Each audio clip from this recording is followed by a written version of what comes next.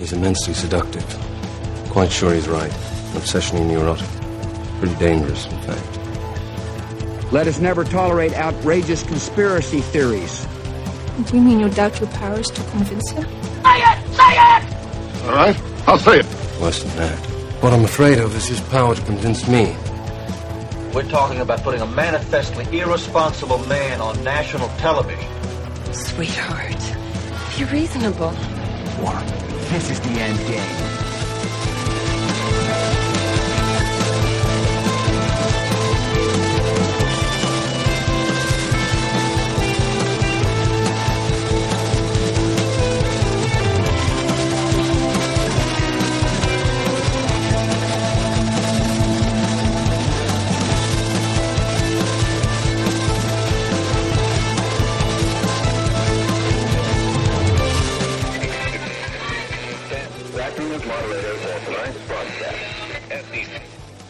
All right, it is Wednesday, February 5th, 2025, the 17th day of the Golden Age.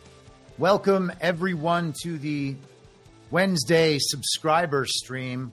Hopefully you're seeing me properly. I'm just trying to adapt to this new Rumble Studio offering from Rumble, and I hope that's going to work. They are trying to compete with YouTube, and we will see how that goes. I don't know if they will be successful with that or not, but we've been here with Rumble throughout all these many years, and I think that they're going to push it over the hill there, or over the top, or however you don't want to be over the hill because then you're just going downhill. But it seems like they're going to make it. Rumble Cloud is linked into Truth Social. All that's linked to Trump Media. Chris Pavlovsky, the CEO, seems to be in a good relationship with Elon Musk. So maybe this will be the solution. I hope it will. And if Rumble is able to provide people who try to tell the truth on an uncensored platform with a way to make a more comfortable living and shift some of the attention away from the people who make $1 million a week to lie to everybody, I think that that's probably a good thing. So I'm going to experiment a little bit with the platform, and hopefully that won't be too disruptive in the midst of what we are normally doing. I hope everyone is well. And let's go ahead and get into some of today's very important business. Let's start with Mike Benz on X, formerly Twitter. Everybody's aware that we're getting all sorts of information about USAID and various other government agencies and the corruption and where the money gets laundered to. And Mike Benz has been on all this stuff for a very long time, particularly when it comes to anything related to censorship issues. He said, I've been telling you guys forever that you've been living your whole life, I think it should say, in a carefully constructed USAID Truman Show, where none of the institutions you meet, from the media to public health to universities to NGOs to terrorists, are the institutions you think they are. So I think he probably could have used a bit of a proofread on that, but the point is quite clear and very well taken, and something we've been talking about for a long time.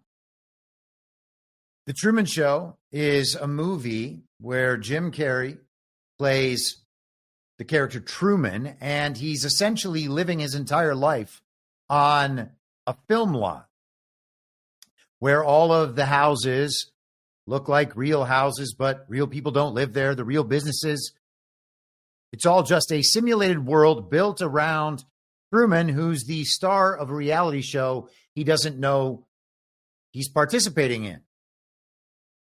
He begins to realize that his entire world is a fakery and then eventually wants to escape it. Burning Bright and I discussed this at length on Badlands Story Hour more than a year ago. It was one of the movies we would have done in the first 6 months of doing that show. And now we're 2 years in, I think. So it's all fake. And it's all fake for a reason. The major institutions in our society are involved in creating that false reality layer. This is something that if you've been listening to this show for any considerable amount of time, which I would suspect most of the paid subscribers have been, you'll understand that we've been talking about this forever. It's clear that the media, that the instruments of the way our reality is communicated to us, whether that's through movies, television, radio, media, the internet, social media, doesn't matter what. That's what's creating our world farther than we can see it with our own eyes. With our own direct experience, that is the limit of what our real world is. Everything beyond that is going to be hearsay in some measure, and so might our local experience be. But certainly everything that comes in from those regime-constructed channels is going to be beyond what your local reality can capture. It's going to be hearsay. And so they construct this false reality, and as long as everyone else believes in it, and when they want to actually check, they can have an experience mimicking that part of the false reality, well, then there's no reason to ever consider that the whole thing might be fake in a way that we've never realized. And so over the last few years, many of us have realized that. And it's initially horrifying. And then it reaches kind of this fever pitch where it's like, oh my God, I can't believe all this is happening. Wow, there's so much going on in this other world too.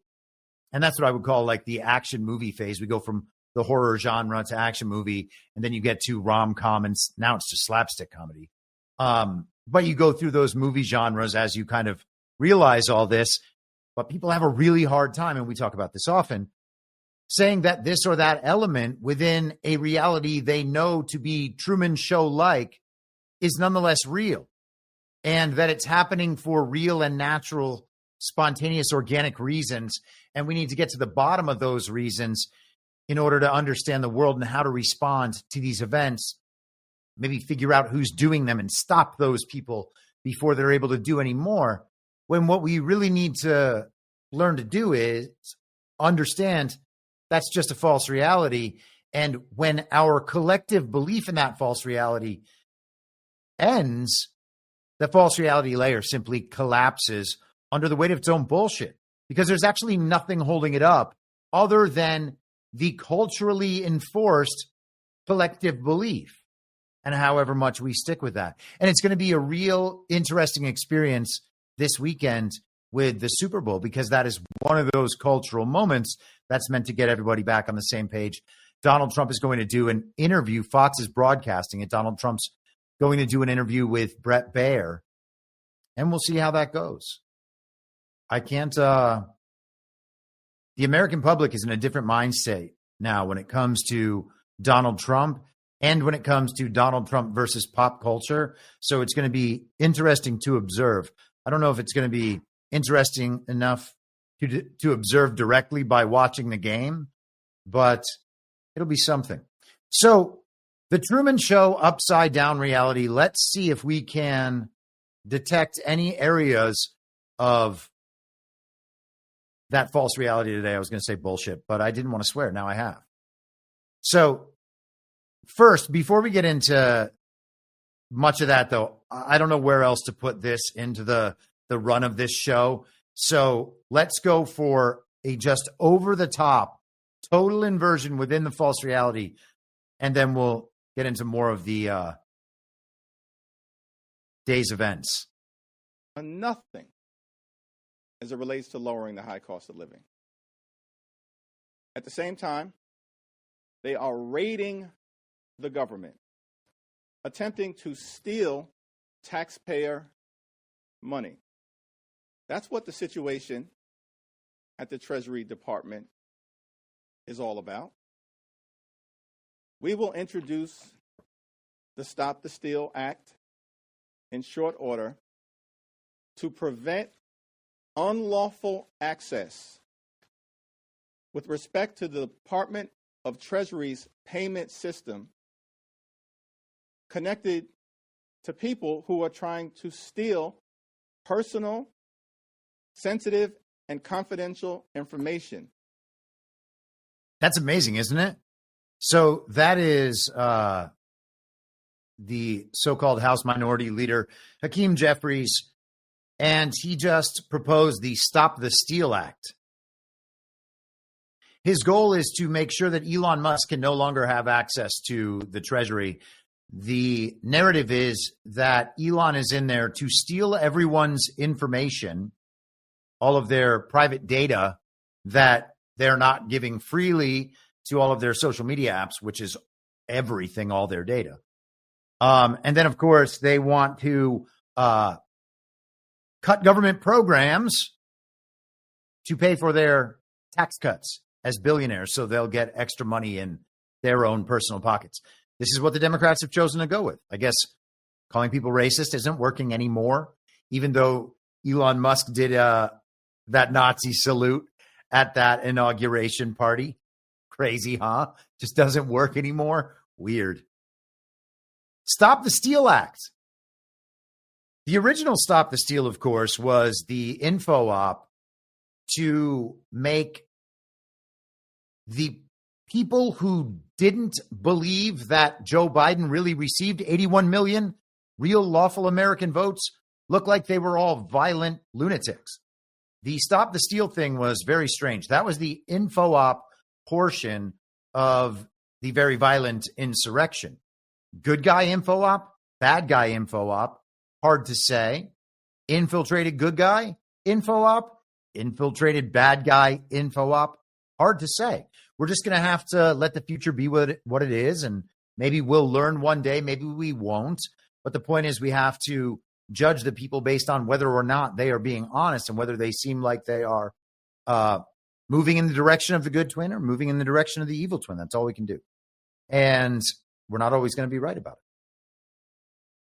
So the Stop the Steal Act is meant to stop Elon Musk and Donald Trump from carrying out the public mandate given in overwhelming fashion by the American people. And as many people have pointed out online today, Donald Trump and Elon Musk were publicly aligned, and Elon had endorsed Trump and donated to him, quote unquote. And it was clear that Donald Trump was going to involve Elon Musk in the administration in some form, maybe even the Doge thing, talked about well in advance of the election. So at the time of the election, everybody knew that Elon was going to be involved in a project like this and that government was going to be dismantled. The deep state was going to be taken apart. The administrative state was going to be brought back to constitutional roots, or as close as you could get. So none of this is remotely surprising. They're saying that not only are they trying to steal the people's data and the people's money, Elon Musk is also unelected, despite the people understanding that he was part of the package when they went out and supported Donald Trump. It is a literal inversion of the people out there supporting Trump, accusing the communists of stealing an election. So Hakeem Jeffries just stole the slogan. Amazing. So they stole an election back in 2020. They're stealing the slogan right now. So two definite steals, and they are blaming Elon Musk for stealing data, stealing money, and I guess being unelected. So Elon Musk stole an election as well. Hey, who knows? Maybe, right? Let's see what some of the response to Elon was yesterday. And this stuff is just delightful. These are short clips, so I know that certain people will always have the reaction, I don't want to hear these people's voices. Yes, you do. It's hilarious. The courts, in Congress, in the streets. Elon Musk is a Nazi nepo baby. Wow. Okay, Ayanna Pressley was louder than I ever thought she could be. That clip blew me away. It didn't sound like that before. I mean, she's not an angry black woman. That's not why I'm putting this video up. She just called Elon Musk a Nazi nepo baby, I think. Let's hear it one more time, but in much lower volume. See you in the courts, in Congress, in the streets. Elon Musk a Nazi nipple, baby. She's going to see you in these streets. Wow. He's promoting, I think that's called inciting insurrection. Let's continue, because that wasn't the only insurrection that was incited yesterday. Here's Friar Cuck, Jamie Raskin, with his new do. Are you willing to fight day and night, dawn and dusk, to fight Elon Musk and take our government back? My friends, are you willing to fight dawn and dusk to fight back against Elon Musk? Kami thinks he's Shakespeare and shit. What in the world's happening? These people are insane. I mean, I love it. I love it. Don't get me wrong. I love it. These people are insane. What do we have here? Oh, yes. Oh, this is really something. Now, we're just going to do the start and the end of this because it's 2 minutes long. And the minute and 50 seconds after the first 5 and before the last 5, not worth it. Every movement needs a scrappy little dyke, and I am that person. Wow. All right, let's get closer to the end. We know the people who have not let us in today, they are not thinking about us. They are only thinking of them. So here's what you need to do. I need each and every one of you to get in touch with your inner scrappy little dyke. Yeah. Get in touch with your inner scrappy little dyke. Someone in the chat just said, has there been anyone inciting erections, as so many Democrats said over the years? And I think the scrappy little dyke has that taken care of. So the answer is no. And for the record, I knew probably 5 or 6 scrappy little dykes in Los Angeles who looked exactly like that woman. Amazing. One more from the Democrats' day of protest, in case you weren't intimidated and threatened to your core with those last 3 clips. Here is Chuck Schumer. I have no idea who the scrappy little dyke is, by the way. I mean, forever, that lady's only going to be scrappy little dyke. That was her 15 minutes of fame condensed down into 2, and I would guess that we will never see that character ever again. with you in this fight, and we will win. We will win. We will win. We will win. We will win. We won't rest. We won't rest. We won't rest. We won't rest. Thank you, everybody. Thank you, Leader Schumer. Can you imagine a scenario where you would be inspired by that?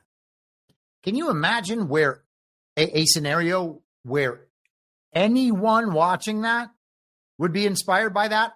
But the thing is, all the people watching that, they're live, involved in this whole process. Each and every one of them, party of false decorum. Each and every one of them, for sure, would go up to Chuck Schumer, shake his hand, take a picture with him for Instagram, and tell him that he was really inspiring. That's the party of false decorum for you. You will have no problem telling a lie like that just in service of maybe getting power and influence with Chuck Schumer, if he likes you enough, or just making it seem like you have power and influence by appearing next to Chuck Schumer on social media.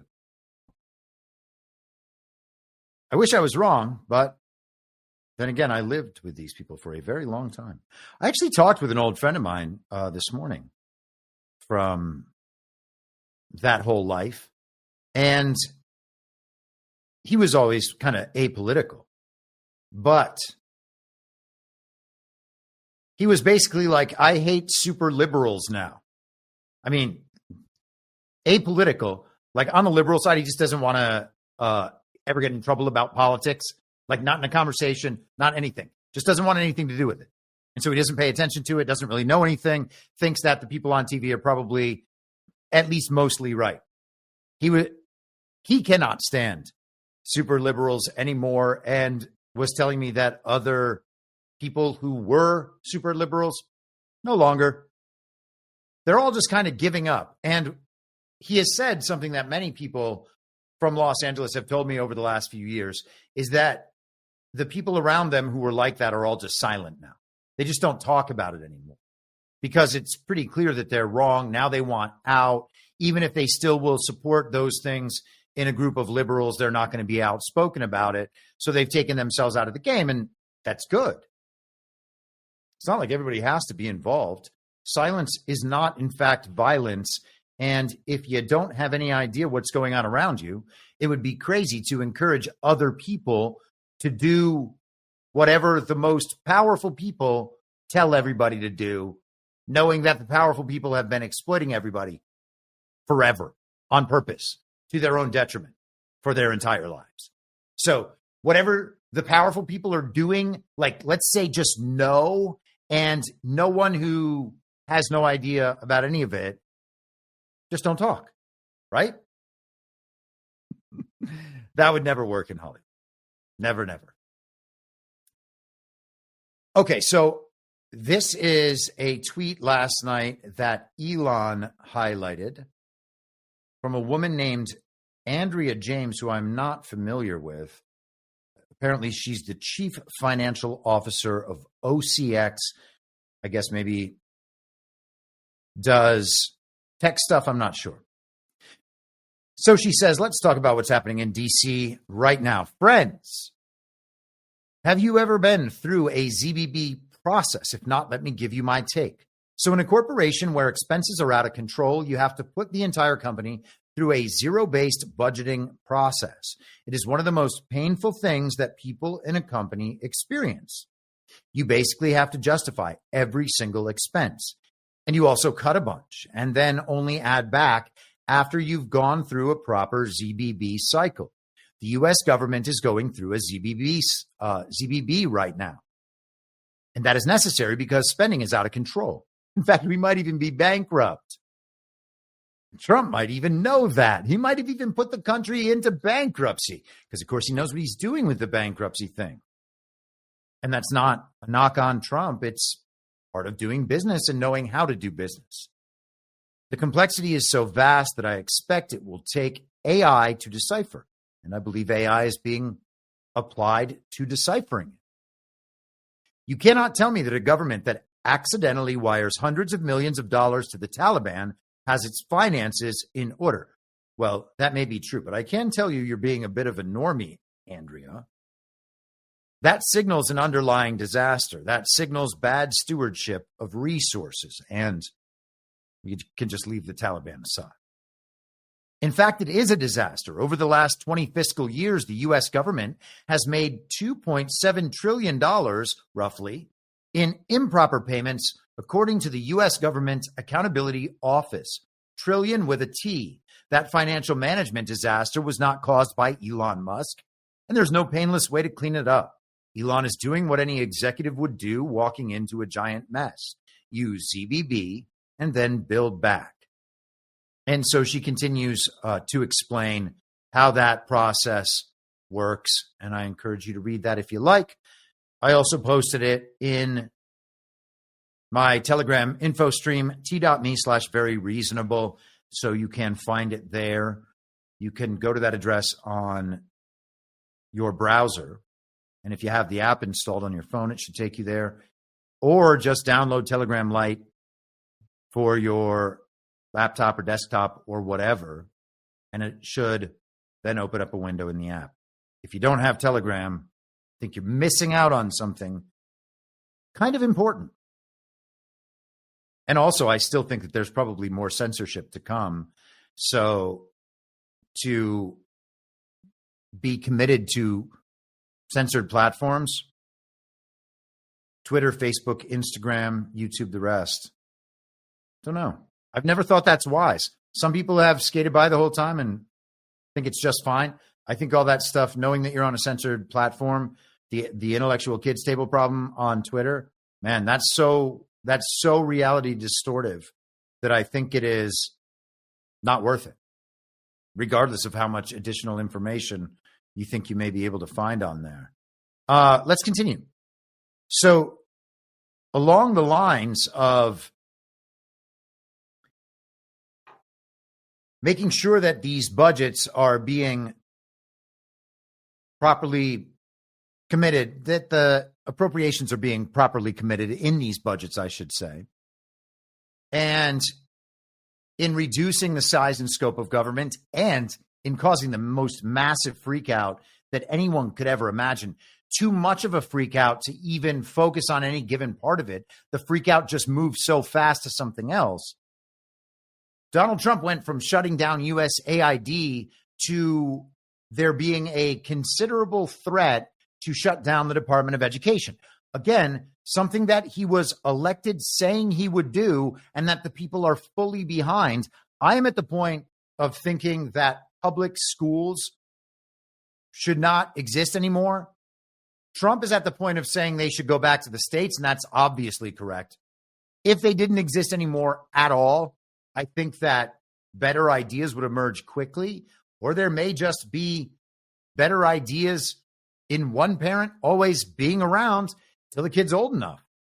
I don't know. Maybe that's not something everybody can do, and I totally understand that. But you have to kind of figure out what the guiding principle is. Like, what is our ideal outcome if there was nothing in the way, right? Let's get to only the principled ideal outcome rather than thinking about what is the best outcome we can reach given the circumstances. Like, if the circumstances weren't an issue, where would we want to go? If that's where we want to go, then we should focus on ways to build society that would guide it toward that without it being a top-down control. Like, what sort of values, morals, viewpoints would have to be changed to lead us in that direction? And then let's make the argument on those grounds, rather than just assuming that private schooling is the only possible solution to the problem of how to educate mature, responsible kids who can handle themselves in a world that's not what we were told it was. My schooling did not prepare me to handle life in the real world as it is. Or, you know, maybe it did until I was about 10. Something probably started changing in the late 80s, early 90s, maybe around the time that the head of the CIA, whose dad worked with the Nazis, became quote unquote president after wearing Ronald Reagan around for 8 years as a skin suit. Maybe it was around then. But I don't know if public education is the right idea. Donald Trump's thinking about getting rid of it. And so he was asked, why are you bringing in an education secretary if you're just going to shut down the department? And he discussed yesterday. We're going to go through various clips from this event and the Israel event, the Bibi Netanyahu event. So we're going to kind of cut back and forth. Here is Trump talking about Linda McMahon.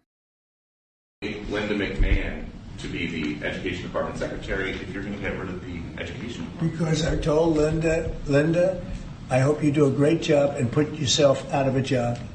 I want her to put herself out of a job. Education Department. So we're ranked number 40 out of 40 schools, right? We're ranked number 1 in cost per pupil. So we spend more per pupil than any other country in the world. And we're ranked at the bottom of the list. We're ranked very badly. And what I want to do is let the states run schools. I believe strongly in school choice. But in addition to that, I want the states to run schools. And I want Linda to put herself out of a job. Do you think that's something you can do with an executive order, or are you going to ask Congress to do it? I would like to be able to. Look, if I could give the schools back to Iowa and Idaho and Indiana and all these places that run properly, there's many of them. I think. So if you look at the list, Denmark, Sweden, Norway, Believe it or not, China's doing very well on that list, a list of well-educated, where they run their school system well. You have a lot of countries, not surprising names. I think that if you moved our schools into some of these states that are really well-run states, they would be as good as Denmark and Norway and Sweden and some of the other states. And then you'd have the laggards, and you know who they are. I don't have to go to it. But you'd have the laggards, the same laggards that are laggards with everything else, including crime. But even them, you'll break it into systems. As an example, if you went to New York, you go to Westchester County, you go to Dutchess County, you go to Suffolk and Long Island and Nassau and Long Island. You have maybe 6 or 7 locations. And you have New York City, which would include the 5 boroughs. And I think even that would run much better than it does right now. Same thing with Los Angeles or California. You'd have Riverside. You'd break it up into 6 or 7. But most of them would be states, and you'd have one. Like in Iowa, you give it to the state of Iowa. You give it to the state of Indiana. You give it. These are really well-run states. They don't have debt. They don't have problems. They don't have any crimes, relatively speaking, to speak of. And you would have education that would be the equivalent of Norway and Denmark and various other places that are at the top of the list. So we're at the bottom of the list, and we're the most expensive. We're at the top of the list when it comes to cost per pupil. We spend more money per pupil than any other nation in the world, and yet we're rated number 40. The last ratings came out, you saw them. So they talk about 40 countries. We're rated number 40. And I say that if we did this, we would go 20, 30 notches up. We could do great. And we would have some of the best districts in the world. But are you looking to do that with an executive order, sir, or do you need to work with Congress? Well, there are some people that say I could. I think I'd work with Congress. I think we'd have to work with the teachers union, because the teachers union is the only one that's opposed to it. Nobody else would want to hold it back. Look, we have to tell the teachers union, we're rated last in the world in education of the top 40. We're rated last. We were 38. Now we're 40. We went to 39. We went to 40. We're at 37. But we're at 40 now. The thing just came out. That's under Biden. Remember that. Secretary. So the teachers unions, another public sector union, would be standing in the way. He thinks otherwise he could work it out with Congress. I don't know if that's true or not. But he doesn't think he needs Congress anyhow. And why would he need Congress anyhow? The Department of Education is not part of the legislative branch. The idea that Congress can set up an agency within the executive branch, which makes it automatically under the plenary authority and purview of the president, the idea that they could set something up under the president and then not allow the president to have any input as to how it's run or whether or not it's going to be in service while he's president is crazy. So there's no way that he would actually, if we have Supreme Court justices who care about the original Constitution, and I'm not 100% sure that we do, we might have to see the Supreme Court invalidated as well so that things can be evened out as they were supposed to be, rather than us seeing the Supreme Court as like the ultimate authority of everything. But if we have a good Supreme Court, then they would obviously rule that the president, as plenary authority of the executive branch, would have to be able to defund an agency of the executive branch if he thought that that agency was doing a terrible job or was unconstitutional. It's so crazy. It really is so crazy that we've gotten to a place where that could even be confusing. So I don't think he needs any help on that. He's saying that he wants Linda McMahon to work herself out of a job. Good. I hope she does it. That's what I suggested a few months ago about a lot of the people on the fantasy team. If they ever get into their positions, it should be to expose to the public exactly what was going on in that agency, in that department, in that institution, and then close the whole thing down. And maybe that's part of why Treasury is getting an early look.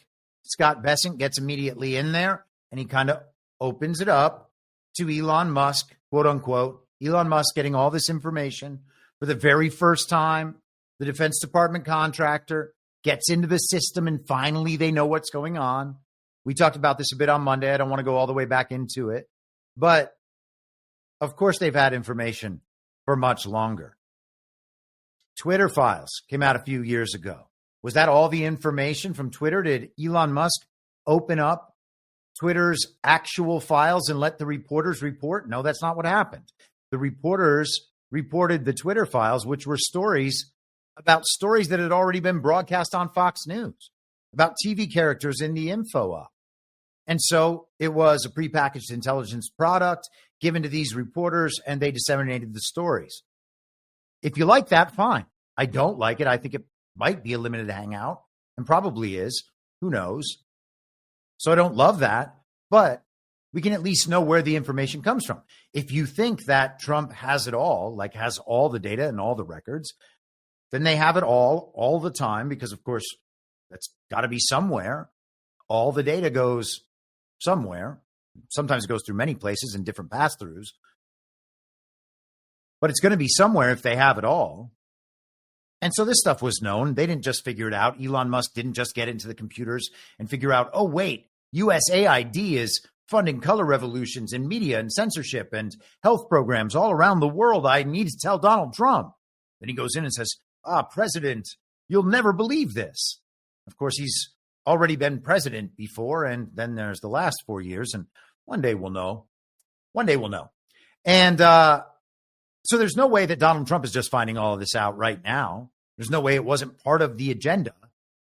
So do we have to participate in the false reality created around the timeline relative to this event, right? And you can remove all judgment from it, whether it's good or bad or honest or dishonest, none of it matters. Put it aside for now. We know that this story is not being delivered on a proper timeline. And even Mike Benz said he's been talking about this for years. I know from personal experience that Mike Benz has been talking about it for years. And I know that it's come up countless times in the work of the truth community. It's come up a few times on this show. So none of it's new, except to some people. It's totally new to some people. Do we need to pretend this is all breaking news because it's new to them and they're saying it's new to us? Is it good that we just play along with it? I would say no in both cases. Say, yeah, Kami, I get it. This is what I've been trying to tell you. This is stuff we were talking about 3 years ago. Not to show them up, just to say there is a problem with the source of your information. When it is not directly lying to you to exploit you, it is hiding information from you that it delivers later. Information that would matter in your decision-making process, maybe in many aspects of your life. And if you knew that decision or you knew that information earlier, you would have made different decisions. If you made different decisions, maybe things would have turned out better for you. Maybe you would have been more prepared to deal with some of the jarring nature of what's happening now. All right. So it's important to recognize that we are being told these stories out of time. This information is known. To have it all known, or to have it all, means that it is all knowable already. And all of this stuff has been prepared. So when members are named to the fantasy team, and Donald Trump says this person's going to be, like Harmeet Dillon is going to be, I think, head of the Civil Rights Division at DOJ. Well, there shouldn't be a Civil Rights Division at the DOJ, okay? They shouldn't be investigating the American people for invented federal crimes that they classify as violating equal rights under the 14th Amendment. That shouldn't be a thing. So what would Harmeet Dillon's job be at the point at which that part of government has been removed? Well, that job wouldn't exist anymore. Donald Trump just described Linda McMahon in exactly that way. We've been talking about this for 3 months now. He's talking about her as going in there, getting done whatever tasks she has to quickly accomplish, if there are any. It is probably only a narrative task, much like the Doge thing. We've been talking about this for months. No one else was. they're going to relay the story to the public. And this is the vehicle. It goes from Donald Trump through Donald Trump's people out to the public. And then what was knowledge that only existed in the MAGA and some of the truth community, some of the Maha community, but MAGA, Q, devolution, etc., and Donald Trump and around, now that stuff goes wide to everybody through these channels. This will break down the walls, and when people begin reaching conclusions about what all this means, they will be moving back closer to the same page that we've been on for a number of years now.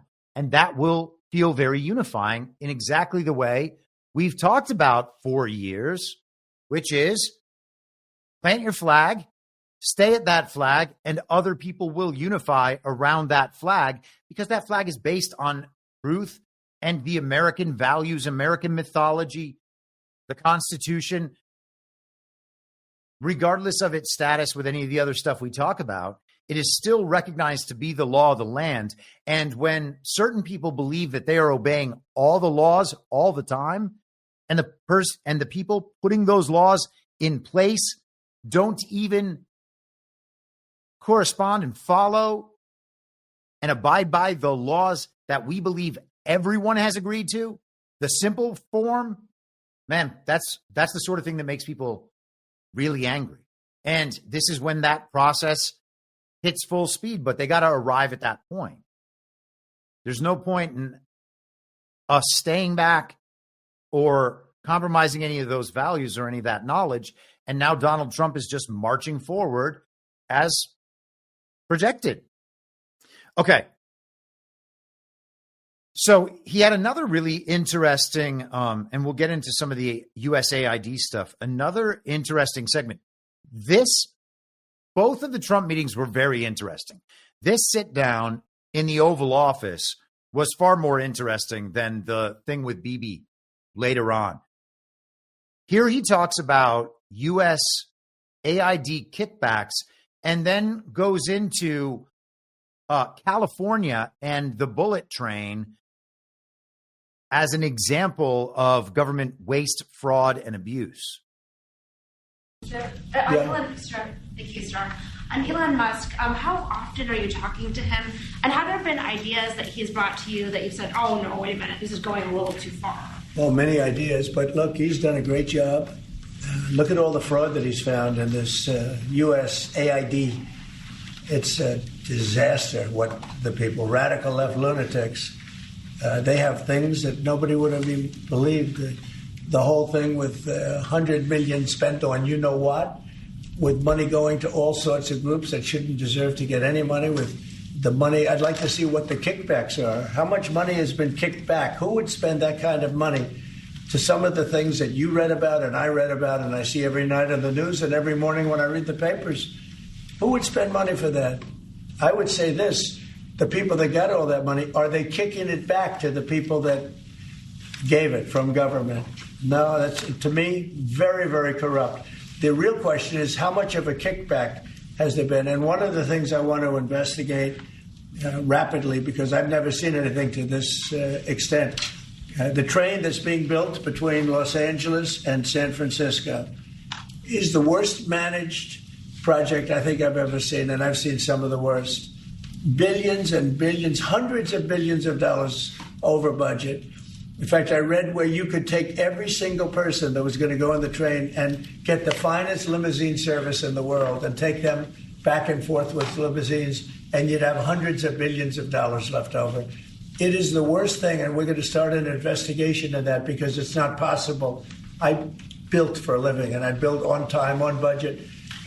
It's impossible that something could cost that much. And now it's not even going to San Francisco, and it's not going to Los Angeles.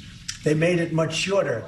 We're going to start a big investigation on that because I've never seen anything like it. Nobody has ever seen anything like it, but they found great things. Look at the list of things. Maybe I'll do it tomorrow. I'll read off a list of 15 or 20 things that they found inside of the USAID. It has to be corrupt. Nobody could approve that. They could only approve that if they were getting kickbacks.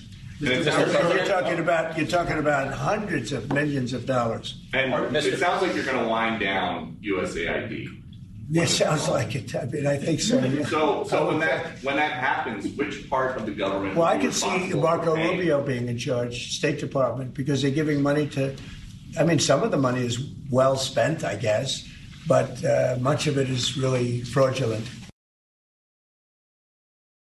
So who's getting the kickbacks? Because much of the money spent is fraudulent. Are the people in government who are responsible for sending this money out getting some of it back? Is it all just being laundered? Is it just one massive global criminal enterprise where the politicians are just as much members of the mafia as the cartel kingpins are? The answer is yes. We don't like to think about that because, of course, these are fine, upstanding citizens. These are public servants at every level, except they're not public servants at every level. And good twin, evil twin applies. Everything is at least two things. It's not that all federal workers or politicians are necessarily bad. It's just that way too many of them are.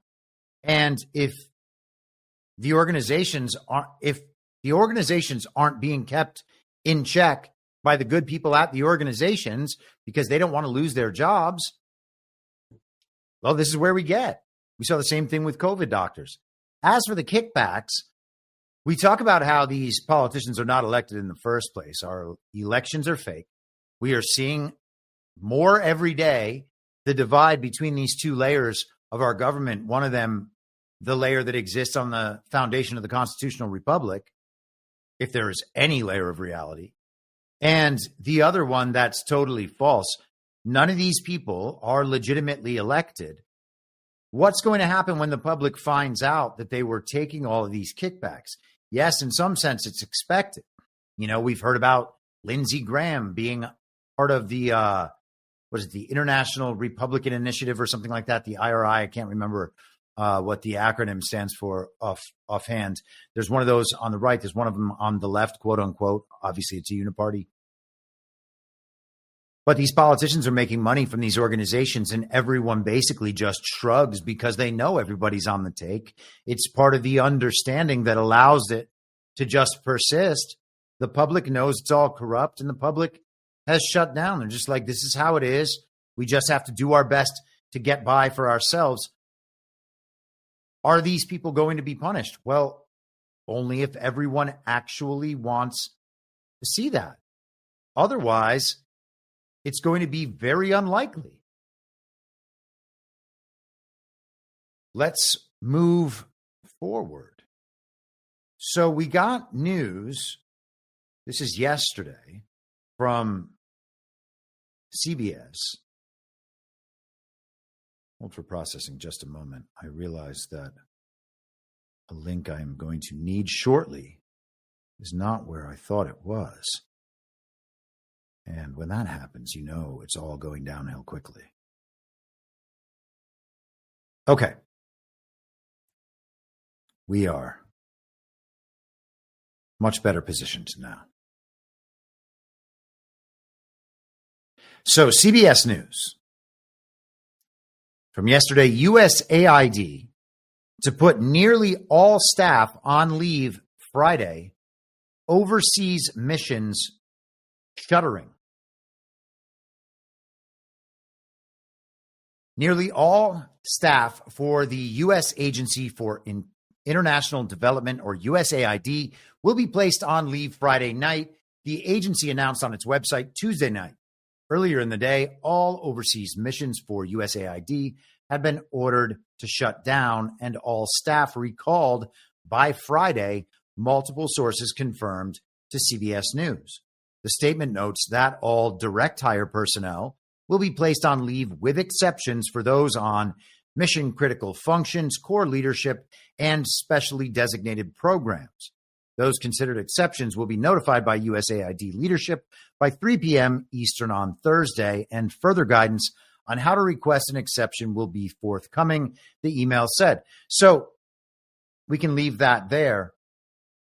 A lot of things are happening in this time period, and it's very important to keep that in mind. We are just getting all of it at once with distractions all over the place, especially the Super Bowl this weekend.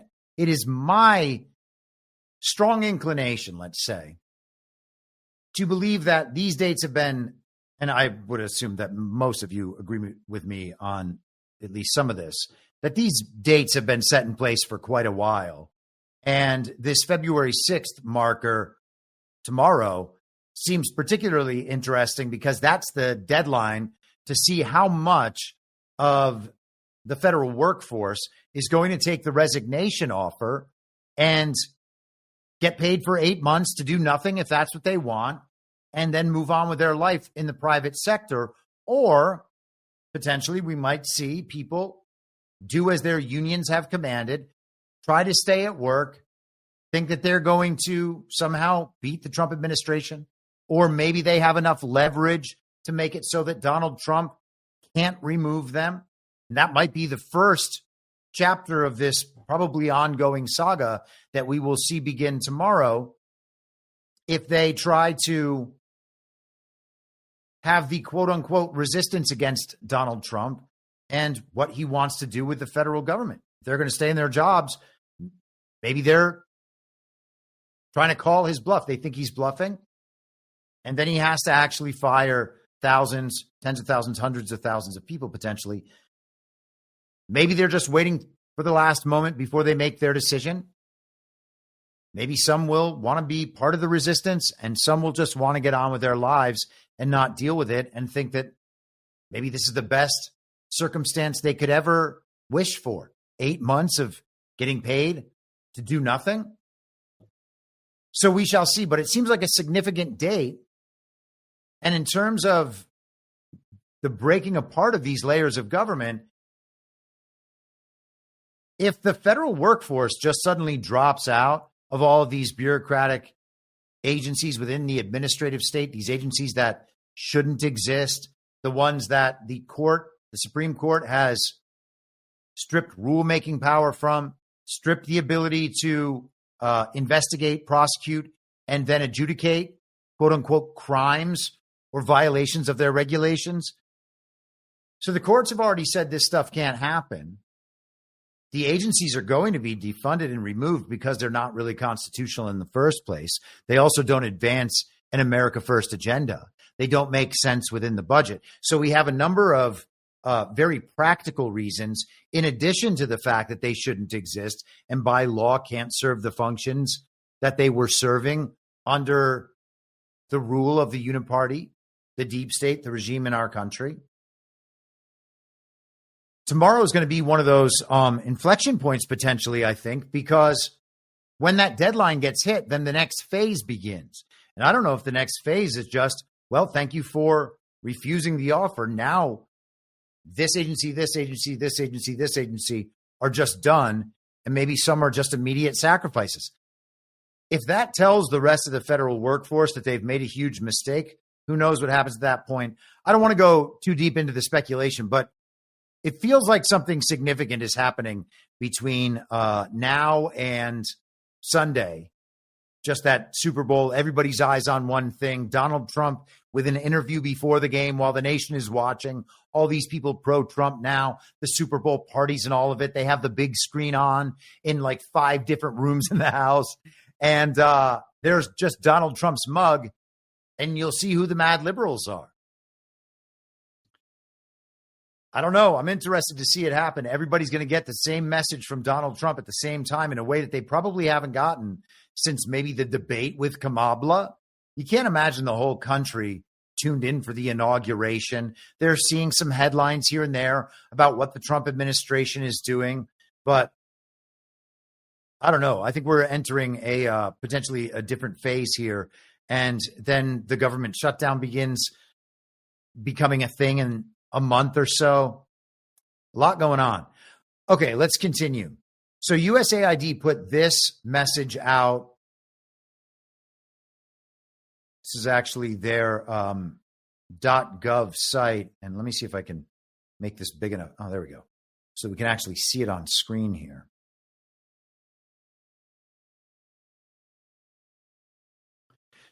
On Friday, February 7th, 2025 at 11:59 p.m., all USAID direct hire personnel will be placed on administrative leave globally with the exception of designated personnel. So that's basically what the CBS News article said. For USAID personnel currently posted outside the United States, the agency, in coordination with missions and the Department of State, is currently preparing a plan in accordance with all applicable requirements and laws under which the agency would arrange and pay for return travel to the United States within 30 days and provide for the termination of PSC and ISC contracts that are not determined to be essential. The agency will consider case-by-case exceptions and return travel extensions based on personal or family hardship, mobility, or safety concerns or other reasons, and blah, blah, blah. But basically, everybody who works for USAID around the world has been told to cease their projects and return home. We're going to go ahead and pay for your travel, but the programs are all getting cut. Everything the USAID was doing is now hanging in the balance. Let's go back to Monday. I just want to, before we go on, remind that USAID's key mission, international development, as it's called in global intelligence jargon, they're overthrowing governments of sovereign nations and then replacing those governments with their people, all of them bought off, and then flooding those countries with international donor and investment money to create businesses and a society that will never, ever be able to get the regime fully unwound and removed. And we can see how difficult it is here. They're talking about needing AI just to figure out all the elements of that government. So they're trying to overthrow sovereign nationalist governments, put globalists in place, and then fortify them through whatever money is needed. Then business investment follows, then the whole of society approach, then civil society, and then they've got their system entrenched everywhere. That is what USAID does. The person who writes the democracy playbook himself, Norm Eisen, had this to say in his new podcast with, I think her name's Jennifer Goldberg. And then his guest is Russia hoaxer attorney Andrew Weissman. It's kind of amazing. 2 quick points before we let you go, Andrew. One is full disclosure. New York Times just broke the story. It's not only incumbent on the men and women of the FBI to defend the law, but it is on all of us as Americans to stand behind them. And the Times just reported that together with my state Democracy Defenders Fund fellow board member, retired Judge Nancy Gertner, and the D.C. Attorney Mark Zaid, who often represents FBI agents, we've written a letter to Mr. Bove, the leadership of the FBI, reminding them not only of their moral duties, but their ethical and legal duties, and warning them of very severe consequences. I had the privilege of having an FBI field office, and when I was ambassador, and I was a regular visitor to Director Mueller, who really probably the greatest director ever of the FBI. One of the things he and I talked about is that FBI leadership is trained not just in law enforcement, but in democracy. And they go to the Holocaust Museum as part of that training. And they learn what happens when a democracy deteriorates. And I'm not making any comparison to that terrible event, but it is a reminder that they are guardians of our laws, of the American people, and of our democracy. So I made the same point to Jen about that training, and what it means to the Bureau that there is that training. But I will make an analogy, and I know it can be perilous and people can make it overblown.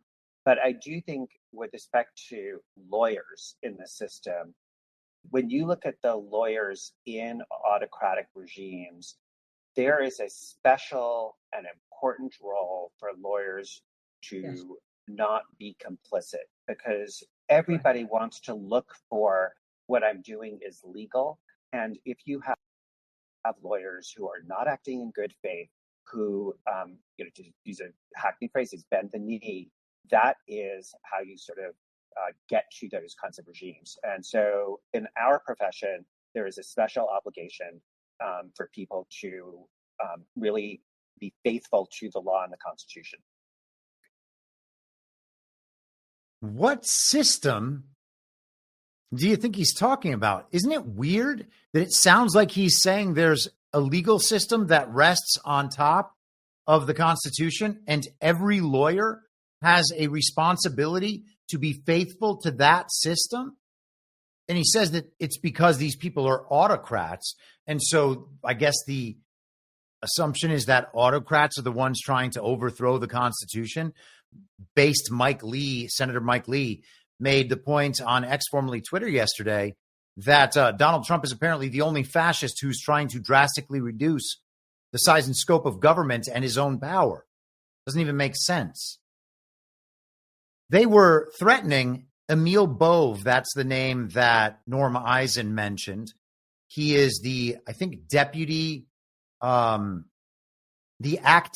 deputy assistant attorney general. I think that's what it is at the Department of Justice. So they're worried about going after the DOJ and the FBI. They're worried that the Trump administration has their hands on all the critical information about what people like Norm Eisen and Andrew Weissman and all of the color revolutionists in the regime here in the U.S. have been doing over all these many years. And now they're threatening lawyers that if the lawyers don't support the regime's agenda, if they even think about working for people who aren't supporting the regime's agenda, anyone who is anti-regime, whether or not it's lawful, whether or not it corresponds to the Constitution, well, they're putting themselves in danger. What's the danger? Well, they're going to have their law licenses taken away by the bar. Well, what's the bar then? If it's acting on behalf of the foreign occupation and they're willing to disbar anyone who works against the foreign occupation. That's the threat they're making there very, very clearly. It's honestly amazing. It's good that they are. It's strange that they're so confident, but it's good that they're so honest. At least with each other. Associated Press, while we're on the topic of color revolutions, thousands protest Trump administration policies in cities across the U.S. And so this is just today. I don't live in a city, so I don't know what's going on in cities today. Maybe some of you do. This is a very carefully arranged picture. This is, I guess, masky, supposed to be the opposite image of the ones that were shoved down our throats for the last 4 years. You see the Capitol there in the background. This here is not an insurrection. This is a very peaceful protest on behalf of USAID. USAID saves lives. Maybe those lives matter. Detusk Musk, not USAID. First, they came for USAID. Supposed to harken back to, first they came for the socialists and I said nothing. Hey, you people right here in this picture, you're the Nazis. We don't have to spend any time on this, but one last color revolution for old times' sake, before the funding for USAID is gone forever. Let's stick with the USAID topic. This is Zero Hedge putting together just a wonderful collection of all the narrative pieces about this USAID thing. I thought we would have a picture loading here. Maybe one day we will. So there we are. Zero Hedge. The headline is Politico propped up by millions of dollars from the U.S. government. And it turns out it's not just Politico. This is Caroline Levitt yesterday. I can confirm that the more than $8 million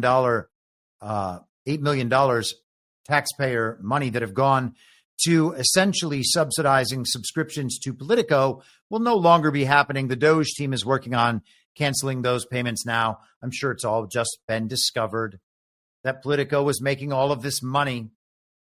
Max Tanney, I think he used to be at The Intercept. Maybe he still is, but liberal, regardless. Staff at Politico did not get paid for the latest pay period. The company just sent several emails to employees saying it believes there was a technical issue, a technical error, and is now looking into how to fix the issue. And so they were saying that despite the fact that they couldn't pay their payroll, it was just a technical issue with payroll. And to be fair, it totally might be, or it might be that they're being defunded now that USAID is no longer pumping money through Politico, as they were during with other media outlets and during the past administration and others. Another account, Pacheco the Ghost, following up, I found $27 million during the Biden years, subscription services to Politico. Elon Musk points out that it's odd that $500,000, nearly $500,000, was spent on 37 Politico Pro subscriptions. Apparently, those are $10,000 subscriptions. So, Chris Tomlinson commenting, took me off the page, that Politico should be more transparent about how many of these pro subscriptions are being government funded. That's an extraordinary amount of money. If there is a need for that many pro subscriptions, there's already a problem there. Politico was sold in 2021 to media giant Axel Springer, a German company that also owns Business Insider, for $1 billion. So then, post that point, once it's a German-owned news company, you have U.S. money flowing into a German-owned news company. 90% of subscribers to left-wing publications like Politico are fake, hence taxpayer-funded. And then using fake subs to artificially pump revenue, Politico gets to sell itself to German propaganda giant Axel Springer for $1 billion. And so this is the Tyler Durden character, Zero Hedge, suggesting that all that money's coming in, making it look like they're a very profitable company, probably has something to do with their valuation, even though a lot of that money's coming in directly from the U.S. government and not an actual subscriber base of people who are paying for these subscriptions. He goes on, it's not just the subscriptions. There are huge ad contracts, dinner parties. DC throws itself under the guise of media conferences, sponsorships, etc., all paid for by taxpayers. Once done with Politico, look at its spawn, Axios, founded by Politico veterans. And of course, Axios is one of those news organizations that's being considered the new media in the new White House press briefing room, as Caroline Levitt noted last week. Also pointing out here, funding goes to the New York Times and to the BBC as well. And then Ian Miles Chong, that unfortunate person, posted over on X, formerly Twitter, just how much the New York Times is actually getting. And Elon Musk reposted him. The U.S. government gave the New York Times tens of millions of dollars over just the past 5 years, despite paying relatively little money to the New York Times in the years preceding 2021. For instance, in August 2024, the U.S. government awarded $4.1 million to the New York Times. The bulk of the funds came from the U.S. Department of Health and Human Services at $26.9 million, followed by the National Science Foundation at $19.15 million. Man, sounds like they were paying for COVID information. I mean, that's just a conspiracy theory. But Health and Human Services and the science paying for media companies? That can't be good. That can't be good. Speaking of Health and Human Services, it was reported today, and we'll find out how true it is in the future, that member of the fantasy team, Robert F. Kennedy Jr., the potential Secretary of Health and Human Services, hopefully with the same job as Linda McMahon, in which case I'm all good with it, right? Don't hate RFK Jr. I was probably the first person to suggest that he be made vice president back in February 2022. So, or maybe it was 2023, whenever it was, doesn't matter.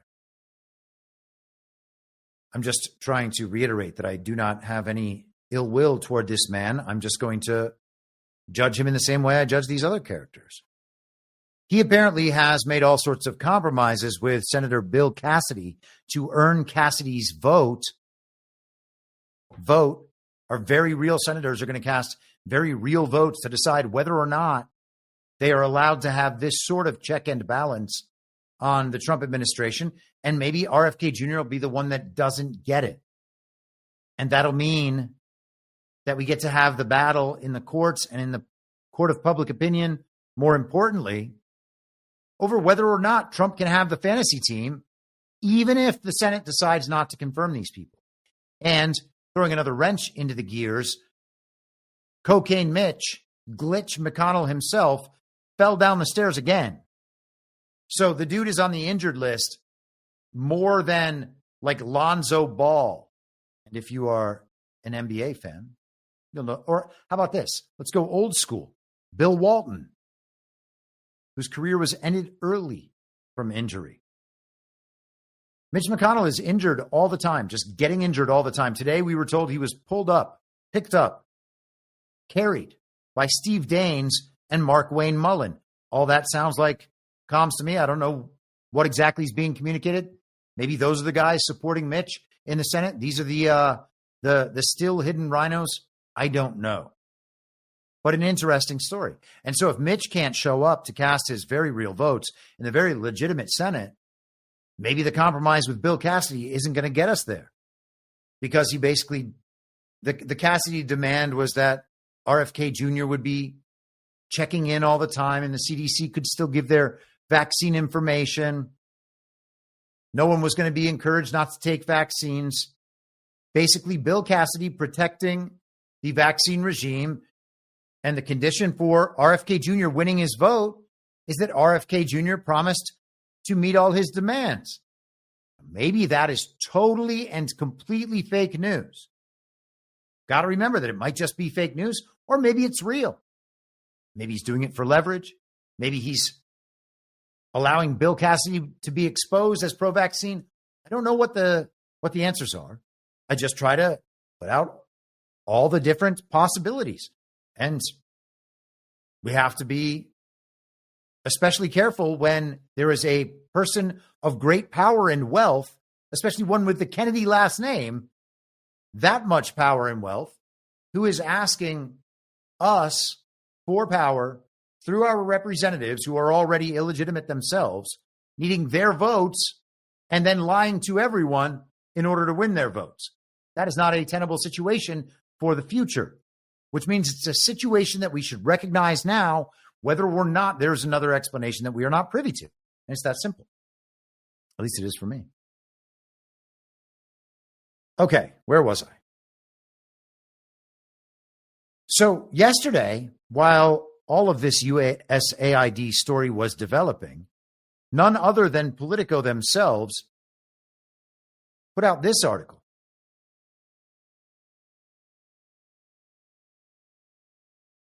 Let's get all the way back up at the top here. What Elon Musk said is a bold-faced lie. A former Republican director of USAID says the agency is critical to U.S. interests and can't be abolished or folded into the State Department.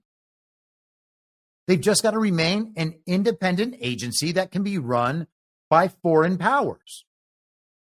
Andrew Natsios, who ran USAID under President George W. Bush. Why don't they say former President George W. Bush? They always made sure to let us know it was former President Donald Trump.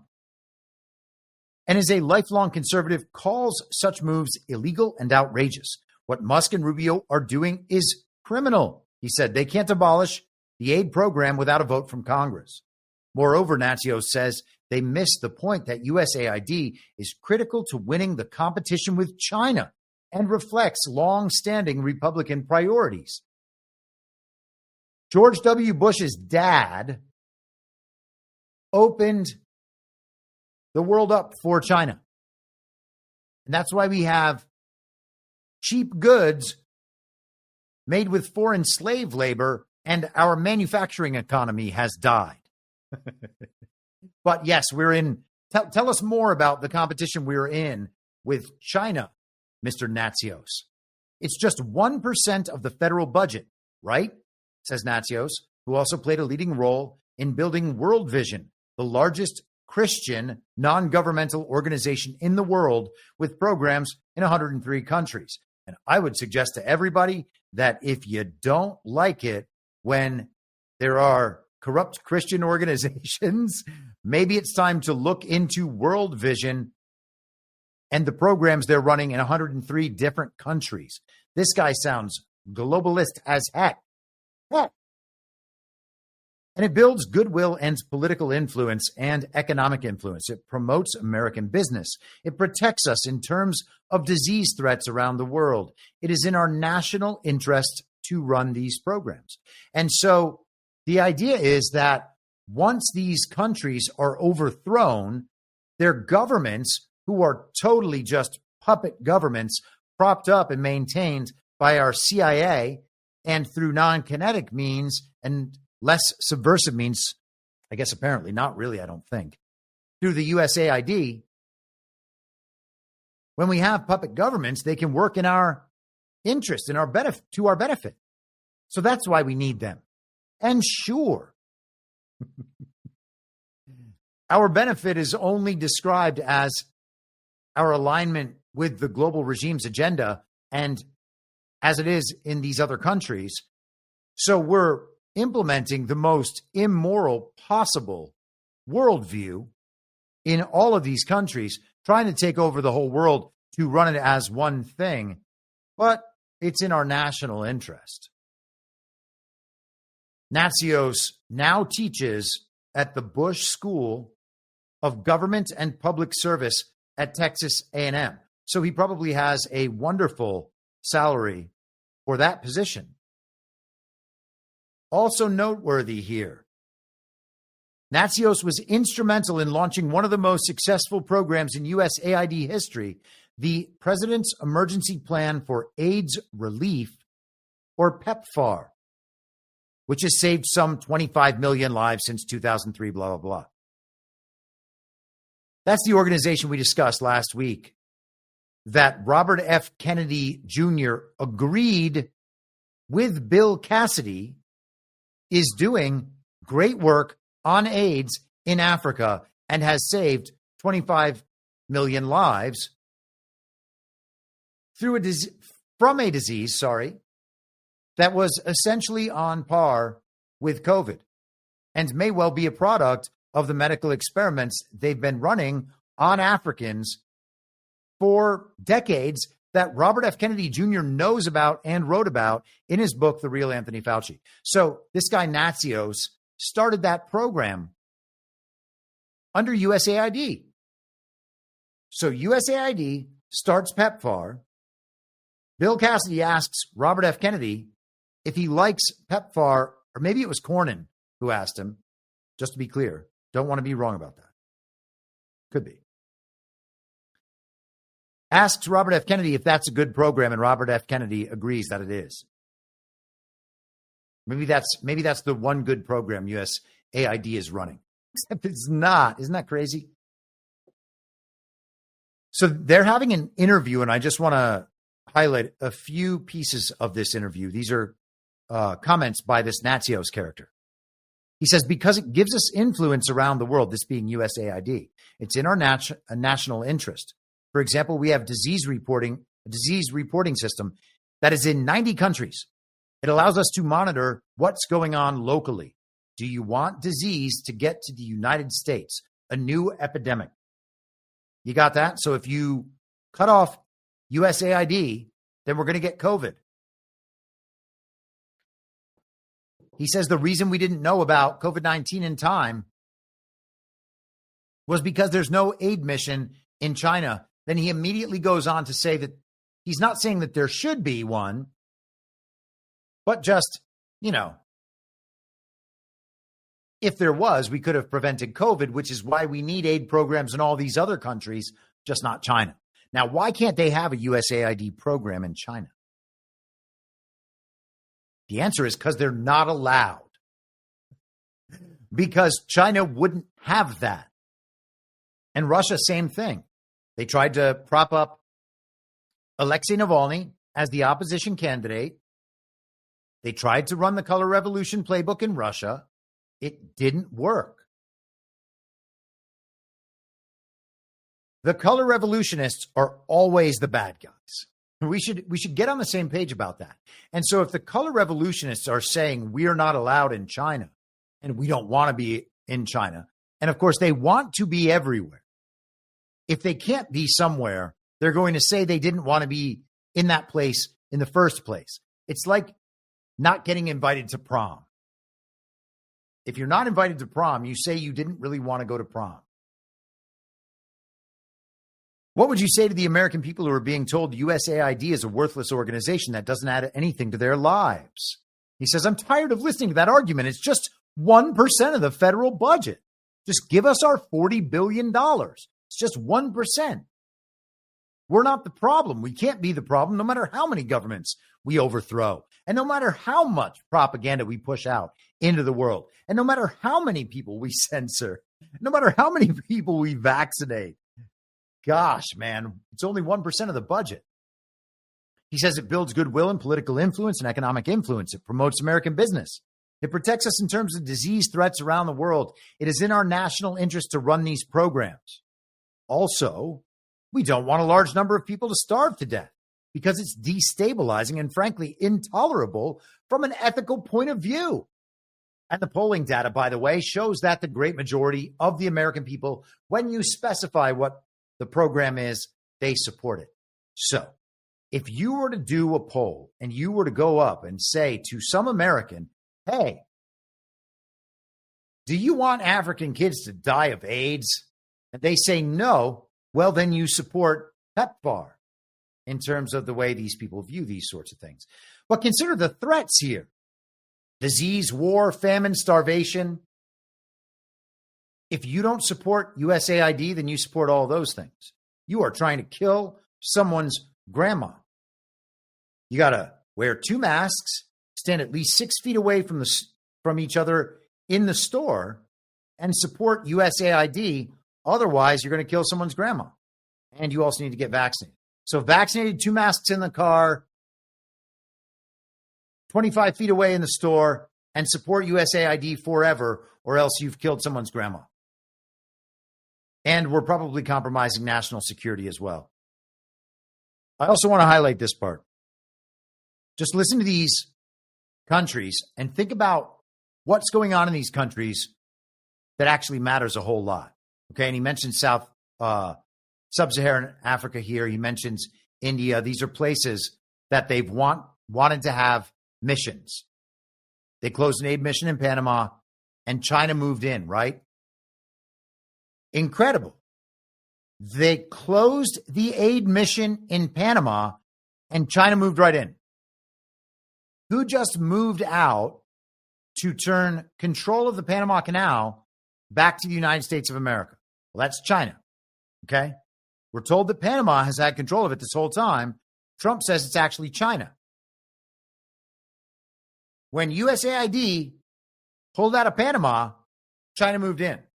If USAID is virtually indistinguishable from the CIA, and all of this is how they infiltrate and overthrow and then maintain their proxy states around the world through their puppet governments, the evil twin faction in any given country, that's removed, China moves in. Here in Panama. And Donald Trump just says some things and makes some jokes online. And China's like, okay, President Trump, you can have it back. And then they're out of there. So who actually left? What is the critical leaving in this situation? I would suggest that it's USAID. He says we need to focus on the geography of our aid programs, where our missions are and whether they're critically important to the national interest of the United States. We should always have a mission in Egypt. Well, what's in Egypt? The Suez Canal is in Egypt. That's a lot like the Panama Canal. And what do they need to do with the Suez Canal? Well, they need to control a major choke point in global trade, just like they do in Panama. And we're going to get to more of this later. But flat out, USAID should always have a mission in Egypt. We should always have a mission in Panama.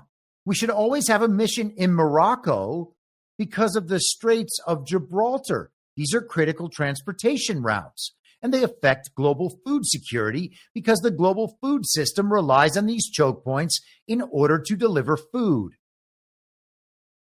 So that's the USAID wanting to have missions in these countries so that they can control the choke points.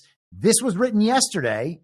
This is what we've been talking about for a while now, and certainly repeatedly when it comes to Greenland and Canada and the Panama Canal. Why? For exactly this reason, that the guy who used to run USAID for the Bush administration is telling us in absolutely explicit terms. I was like, did they write this article for me? So I don't think we should be graduating countries unless they become as rich as South Korea or Taiwan, which we once had massive aid programs for, but we can't justify any longer. And he's saying that in those cases, it's because they're more mature states and everything is stabilized there. Those are world hotspots.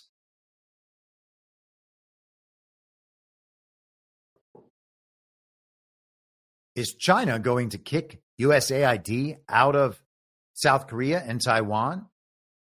Maybe, but maybe they don't have to, because just like China was down here in Panama, the U.S. was over there in Taiwan and South Korea. So all Donald Trump has to do is withdraw from those places, which I think we'll probably see sooner or later after various other dramas get settled. And Little Rocket Man is probably lower in I shouldn't say lower in the list of priorities. I don't want to be disrespectful to Little Rocket Man hanging out with his hot tub monkeys. That's going to come later, because you can't just go, hey, Kim Jong-un's actually our friend on all of them. But South Korea and Taiwan, that'll be the same situation. So they're listing all of these various regime proxy states around the world and fretting that they're being kicked out because they're not going to have control over choke points of international trade. This is how you take the world over. If you can't control the choke points of international trade, then you can't have a worldwide boycott of a given country. And this was the method the regime used in Europe leading up to World War II. That's how they applied leverage to Germany and eventually leveraged the transfer agreement that would take the Uniparty right government and meshed with the sovereign nationalists, put them all into their cause, sold on the idea that your culture will be purified and be made better, and the economic hardships will stop if we can take these Jews down to Palestine and set up the proxy state of Israel. All that leverage came as a product of total media control, total financial control, control over resources, and control over trade routes. Because when you can control the trade routes, the resources, the finance, and the media, then waging a boycott against a country is, unless that country is able to be self-sufficient and defend itself, like hopefully we are, then eventually they're going to have to relent to the demands, because everything they need is controlled by someone else. That's the whole point of globalism. That's how they're able to control all the individual nodes that would otherwise have decentralized control. So The reing here is specifically about the choke points in international trade because they can't keep the U.S., I guess, they can't destroy the U.S. economically the way that they could previously in a country like Venezuela, for instance. They can cut Venezuela off from many parts of the world. They can do that with some of these other proxy states. They could do it with the other superpowers when the superpowers weren't very strong, but they can't do it in any of the places now. That is how the regime becomes fully conquered and how you can get rid of them in all these countries. And we're well on the way to doing that, which is why I think it's important to continue illustrating these things, because it seems like these are the last chips to fall when it comes to the big picture really coming together. When the parallel system is fully turned on, and we are really getting to that point, and maybe it already is fully turned on. I'm always happy to later understand that I was much further behind than I thought I was. Okay. That awakening is going to come to me over and over again throughout my life, right? No matter what things I might be projecting or what directions I might be correct about, I'm still always going to be behind. All of us are always going to be behind. We're never going to be able to catch up fully to real time, but we can get on the right track about other things that are constants in our lives, like God, like moral objectivism or objective morality, however you want to think of that. Doesn't have to be a belief system necessarily. We can be going in the right direction on those things and then be honest about where the rest of our world maps onto those understandings and still be wrong about our conclusions about the world because so much of it is unknowable and we can never actually achieve catching all the way up into real time. And from that is our humility. We don't know everything. We don't really know anything. We can try to figure out what is not true, and we can try to pull ourselves back to the one path that allows us to interpret the rest of it, hopefully successfully, in the majority of cases. Like if we're batting better than 500, I think we're good. Like in Major League Baseball, if you're batting 300, you're a Hall of Famer. If we can be mostly right in a worldly way, while trying to correspond at all times to the more important way, I think that's probably a decent recipe. Maybe someone has a better idea in the chat. I need to pause for just a moment. Some subscriptions have come in, and thank you all very much. Crystal Anon, I think, has donated 6. And then, was it Snowcat earlier? Oh, no, it was... sorry, I need to get the name. Oh, no. Have I lost it? It starts with an A and ends with a 73. Aussie Mix, I think is what it was. Yes, Aussie Mix 73. Thank you, everybody, for those subscriptions. And by the way, with the new Rumble model, I'm not encouraging anybody to get a subscription, by all means. I'm not encouraging anybody to spend any more money. I know that I'm talking to my supporters right now, okay? So please understand that. If in the subscriber stream, everyone in there already has a subscription on the Substack, if someone puts up subscriptions like this for Rumble, grab them, because there's a creator program that Rumble is trying to start that I'm going to attempt to get involved with, if I can, that requires streams, private subscriber-only streams on Rumble, okay? And so if I'm able to do that at some point, it would be through the subscriptions of just Rumble-only subscriptions. And I'll try to figure out, maybe I can start a locals channel and that will count. And then I can gift Substack subscribers locals subscriptions. And if that would work, then problem solved. I'm going to have to experiment with this system. But if those subscriptions are just hanging out in there today and you don't have one on Rumble, it's better to grab it than not grab it. So thank you, Crystal Anon. Thank you, Aussie Mix 73. Not 777. What was I saying? Who knows what I was saying? Okay, so global choke points. It's amazing that that's just dropped in there by a USAID director from the Bush administration. That's like scoring a perfect 10 in my book. Like, give me media articles like that all day that just directly support, with a source of impeccable authority that they can't argue against because it's their source. That proves exactly what I'm saying. Thank you, Politico. Thank you. Does that mean that USAID just psyoped me? Now I'm totally confused on how to take that. I think I've adjusted for the inversion, although you can never be too sure. All right, so where are we now? So once again, U.S. media totally funded, or not totally funded, but let's be accurate with our language. I always have to remind myself. Many media organizations are funded in part by USAID, which is supposedly U.S. taxpayer money, but is really just regime fiat currency printed and valued on the back of American blood and labor. They're all getting that money from the U.S. government. You have to assume that it's to do the U.S. government's bidding. But of course, the U.S. government's bidding is the Uniparty's bidding. It is only the global regime's bidding.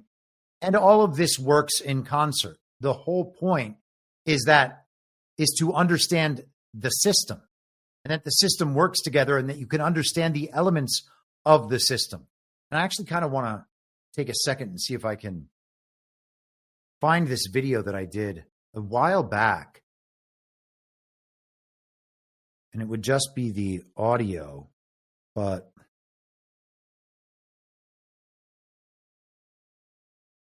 on the podcast as it was, it's not a conspiracy, it's a system. That would be the episode. You can find that on Rumble, and I'm sure you can find it on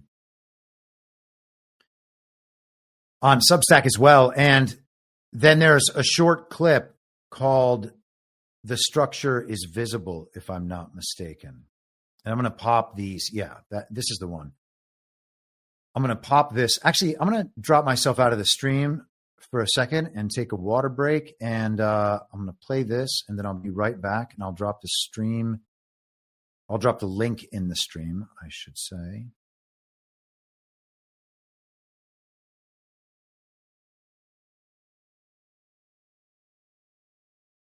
Restoring classic MGs. They're these little British sports cars. He's always had one. His main one was a 1963 MGB, and he was rebuilding that car in little stages whenever he got the money and the time as I was growing up, and probably did that for a couple of decades.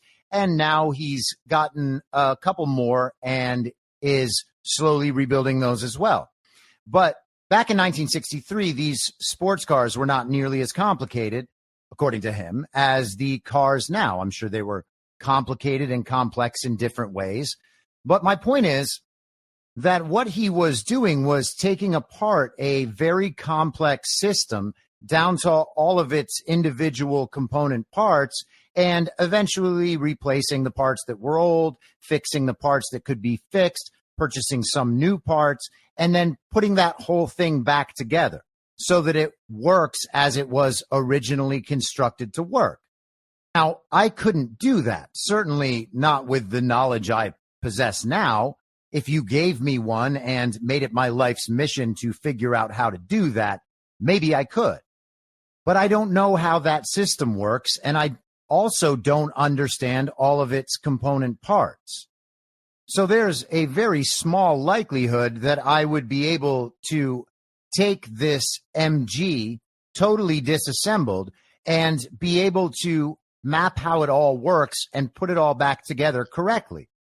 Certainly not without outside resources, instruction booklets, books on how cars work. In this day and age, I could watch YouTube videos about how to repair and replace each individual part. I could learn the process, and through learning that process, I would better understand the overall system. But my dad doesn't need to do that. He can take the car apart and put it back together because he understands that whole system already.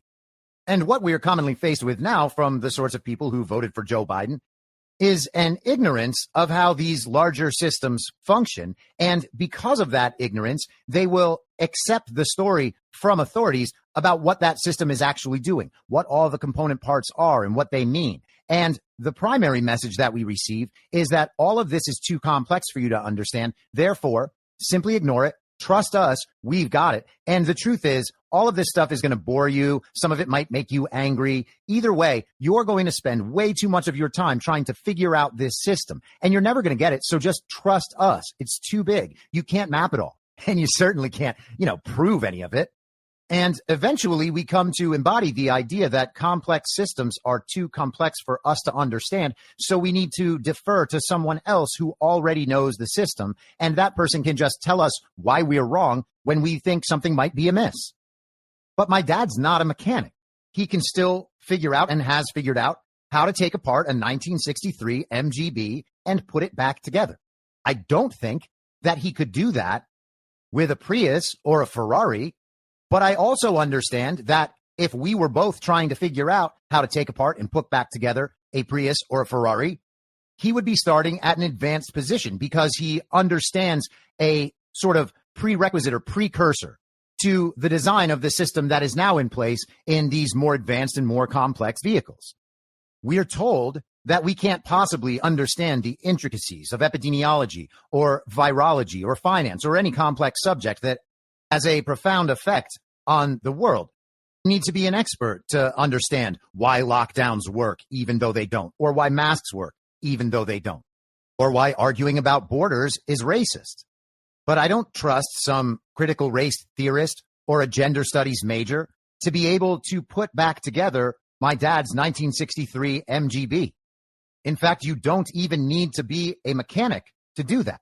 You just have to understand the system and how the parts work with all the other parts. And for something like car repair, to borrow a phrase from the fake president the other day, the proof of the pudding is in the eating. And of course, what I mean is the proof of the understanding of the system is that when you put it together that way, it works. You don't even have to know each and every part of the system to know that the system works when it's put together that way.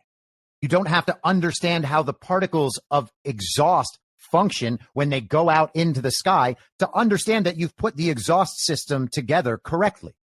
And so if a mechanic or my father says, this is how the exhaust system for a 1963 MGB is put together, they're going to be right. What we have now is people who want to assume that it's wrong, so they ask irrelevant questions and then force you to prove beyond a shadow of a doubt that you know each and everything about every single aspect. Because if you don't, then suddenly the system becomes something entirely different. It's totally opaque and unknowable. But they already have at least a passive understanding that this is actually how things work. And, yeah, it's weird hearing clips that are like 3 years old, but I still stand totally behind that. If once you can see the system and you know what the system is designed to produce, and you can watch the system produce the thing it's designed to produce, well, then you have a pretty good indication that that's actually a system, and these parts are supposed to function together. Now, you could say that this is just all kind of the miracle of life or the miracle of God, that all of these things that would seem to be totally improbable just happen to work at the same time in this certain way to produce whatever it is that we can't even understand because it's so big and so far above our human nature to know these things. But when you see the system working together, you know that the people behind the system want it to produce certain results that you can see it producing. You should assume that it was set up that way, rather than having to prove that each part is a certainty in the way that the child brains like things to be proved. So yesterday, let's get to, oh wait, one more story before we get to that. This one has to be dropped in here as well. I talked about the federal workers losing their jobs, and we talked about USAID being potentially defunded and people being asked to come home and told to freeze all their projects, the CIA has joined in and also sent buyout offers to their entire workforce. So who knows what that means for the future of the CIA? Maybe there are a designated small number of people, or maybe it's a large number, I don't know, who are staying on for whatever reason, but very interesting. The Central Intelligence Agency on Tuesday became the first major national security agency to offer so-called buyouts to its entire workforce. The CIA spokesperson and two other sources familiar with the offer said, part of President Trump's broad effort to shrink the federal government and shape it to his agenda. Now, if you're the CIA, if you're the Central Intelligence Organization, you should know whether or not Trump is actually bluffing on this stuff. I know that the federal employees, public sector unions, they think, or they at least tell their employees that Trump is bluffing, but shouldn't the CIA know? Like, isn't it their job to know this sort of thing? The offer, which tells federal employees that they can quit their jobs and receive roughly 8 months of pay and benefits, had up until Tuesday not been made available to most national security roles in an apparent cognizance of their critical function to the security of the nation. By the way, it's worth remembering that Caitlin Collins is the one reporting here. And she seems to be one of the stars of the television show, broadly speaking. We know that CNN was taken over a few years ago by John Malone and who knows who else. It's at least worth considering that CNN was flipped a long time ago. Caitlin Collins is everywhere all the time.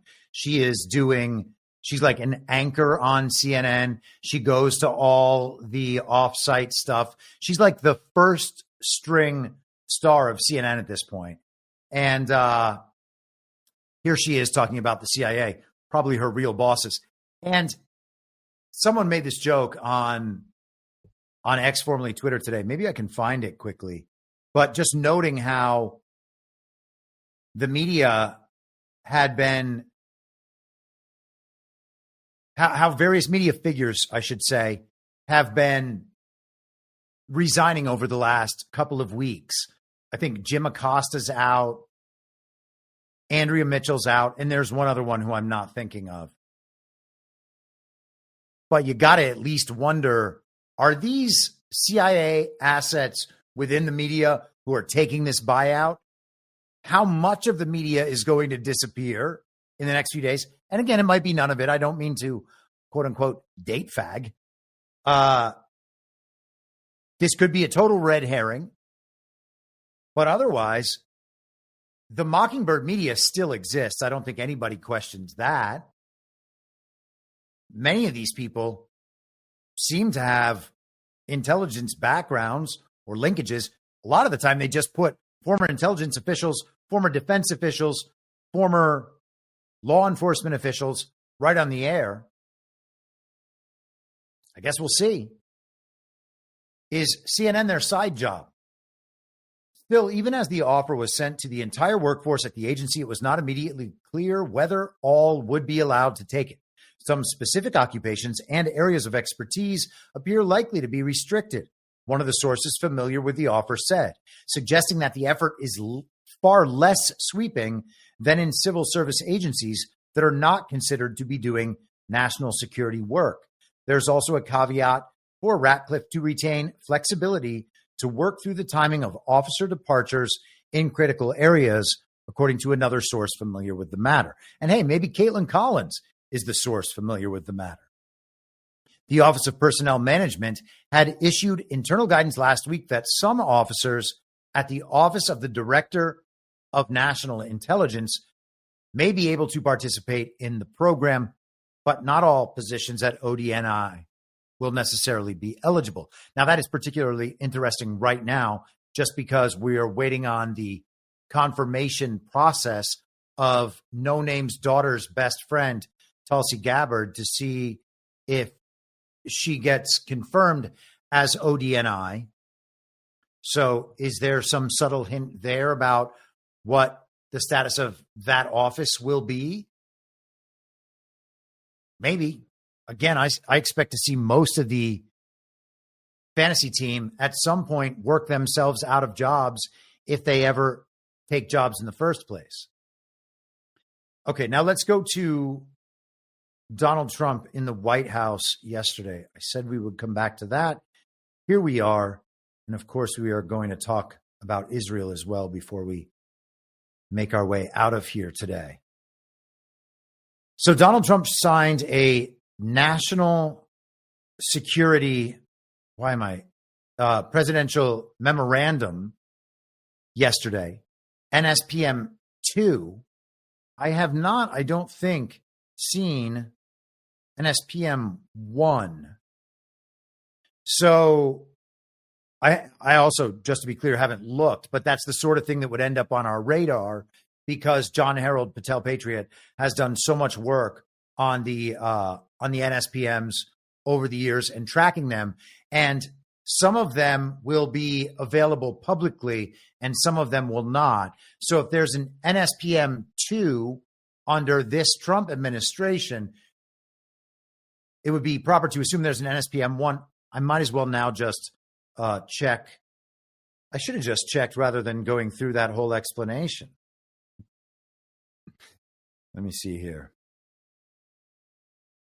But we will go to the fact sheet.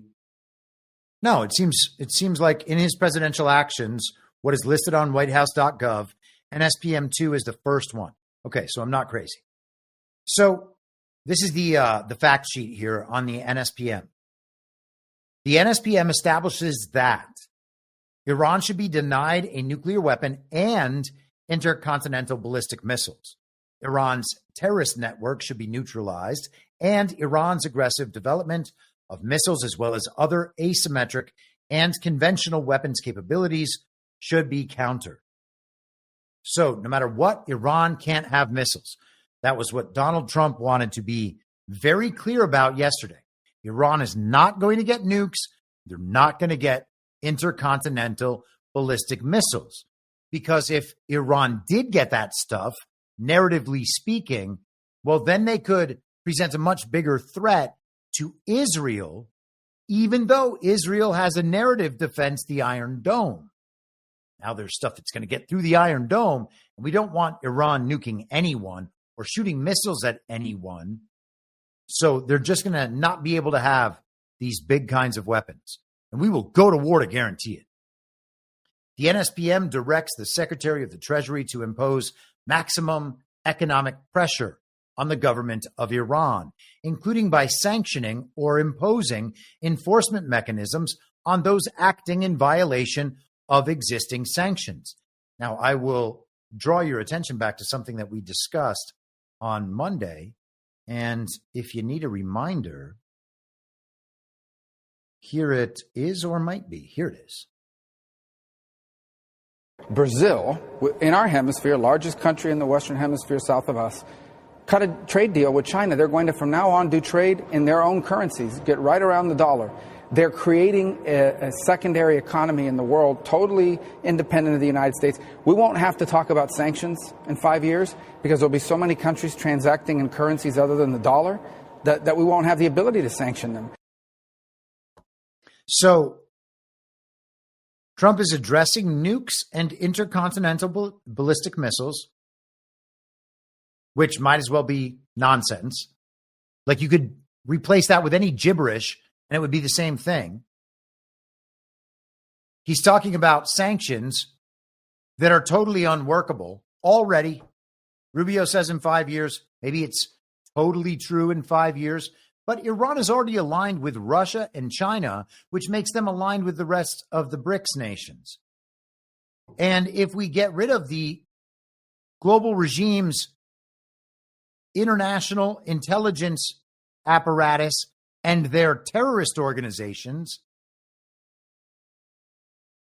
then we don't need to worry about this big threat coming from any of these countries.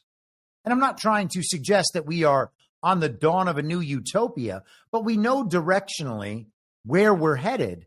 So knowing that you can't actually apply effective sanctions to this country, knowing that nukes are fake, knowing that they're not going to get or use the missiles against any of these other countries,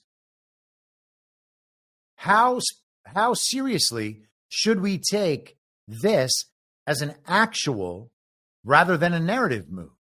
Now, a lot of people are going to be like, okay, well, I think that maybe is going a little bit too far. We know there are real threats in the world. And I get it. Maybe there are. The real threats in the world are presented by the global evil twin, which I don't think has control over Iran at this point. And they don't have control over much of anything right now, it seems, and we'll get further into that.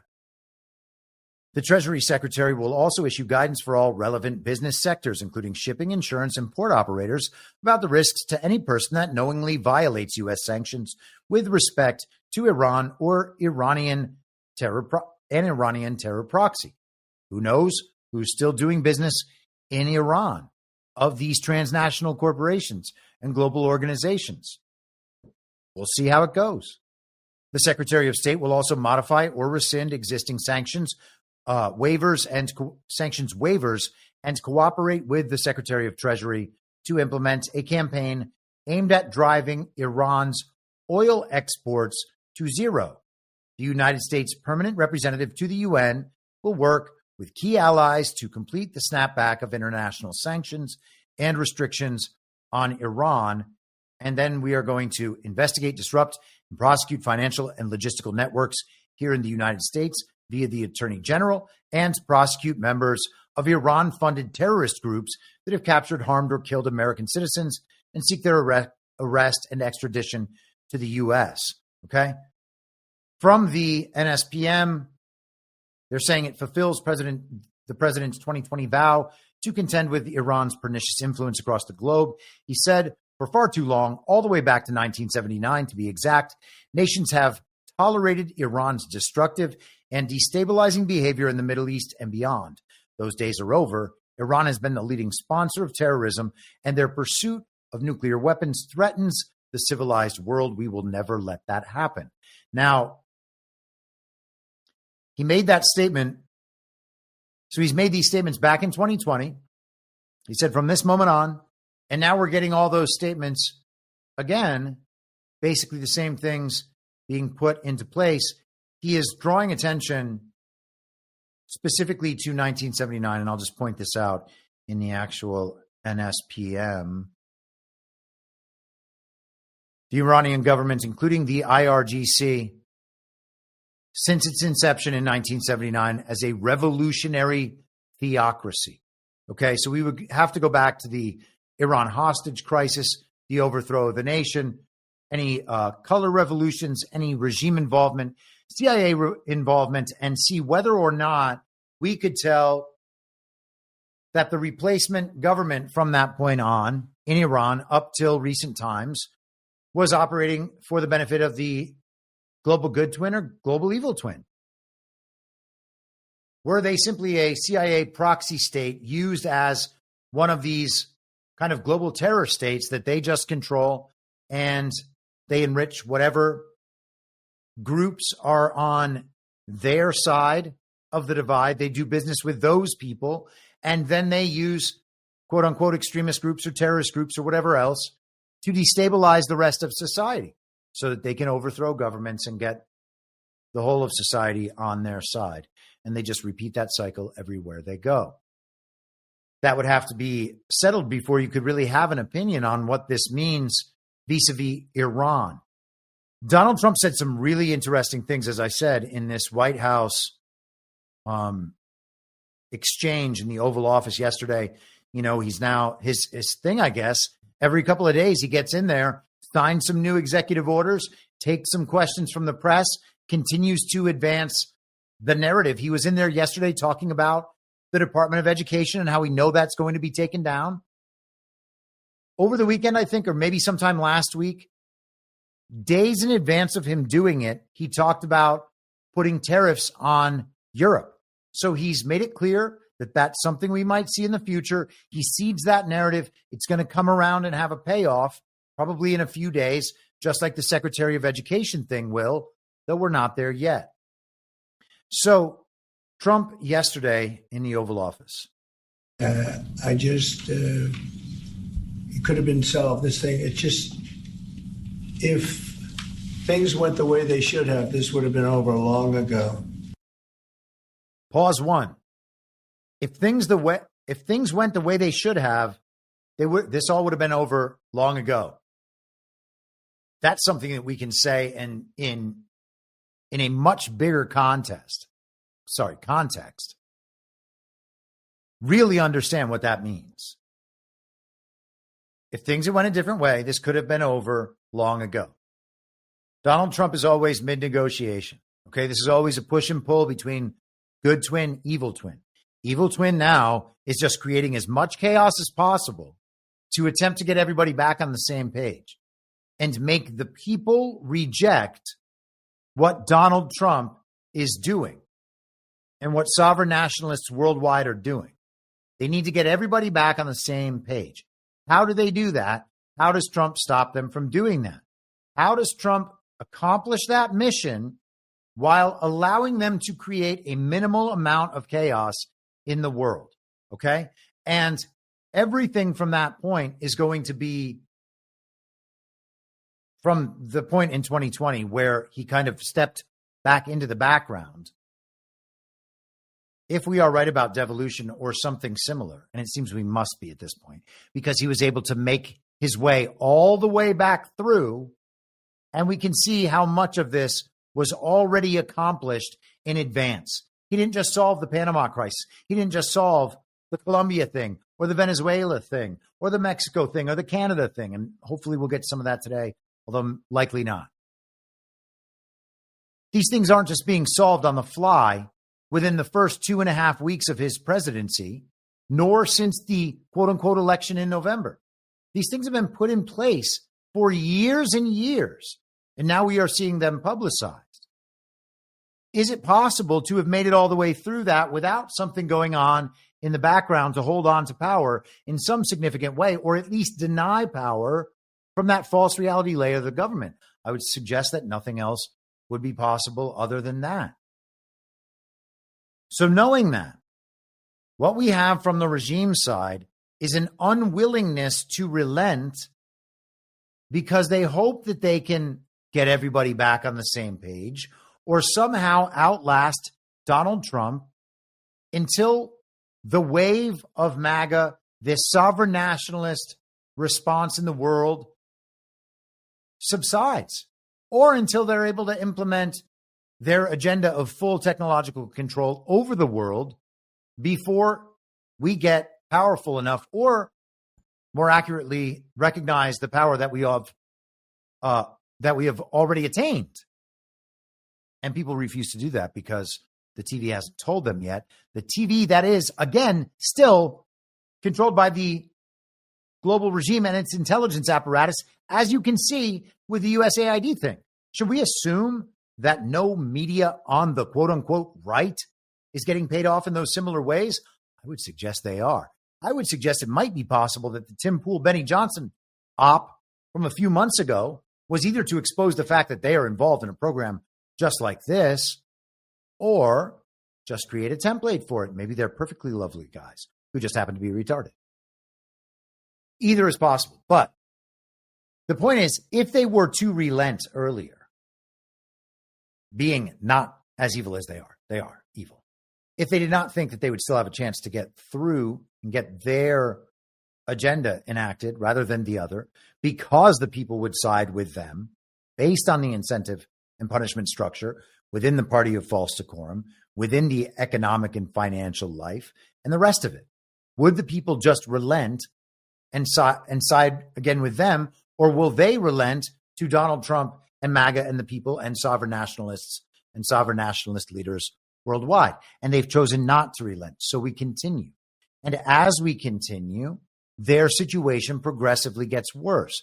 They expect their situation to get better and for more people to agree with them, but it's not going that direction at all. More people are agreeing with Trump, which accelerates their ultimate downfall. And they're still not relenting. And so whatever effect that ultimately has out in the real world is sadly collateral damage in this ongoing push and pull. People will say, well, then Trump has to stop it immediately. That is an important moral question with grave consequences.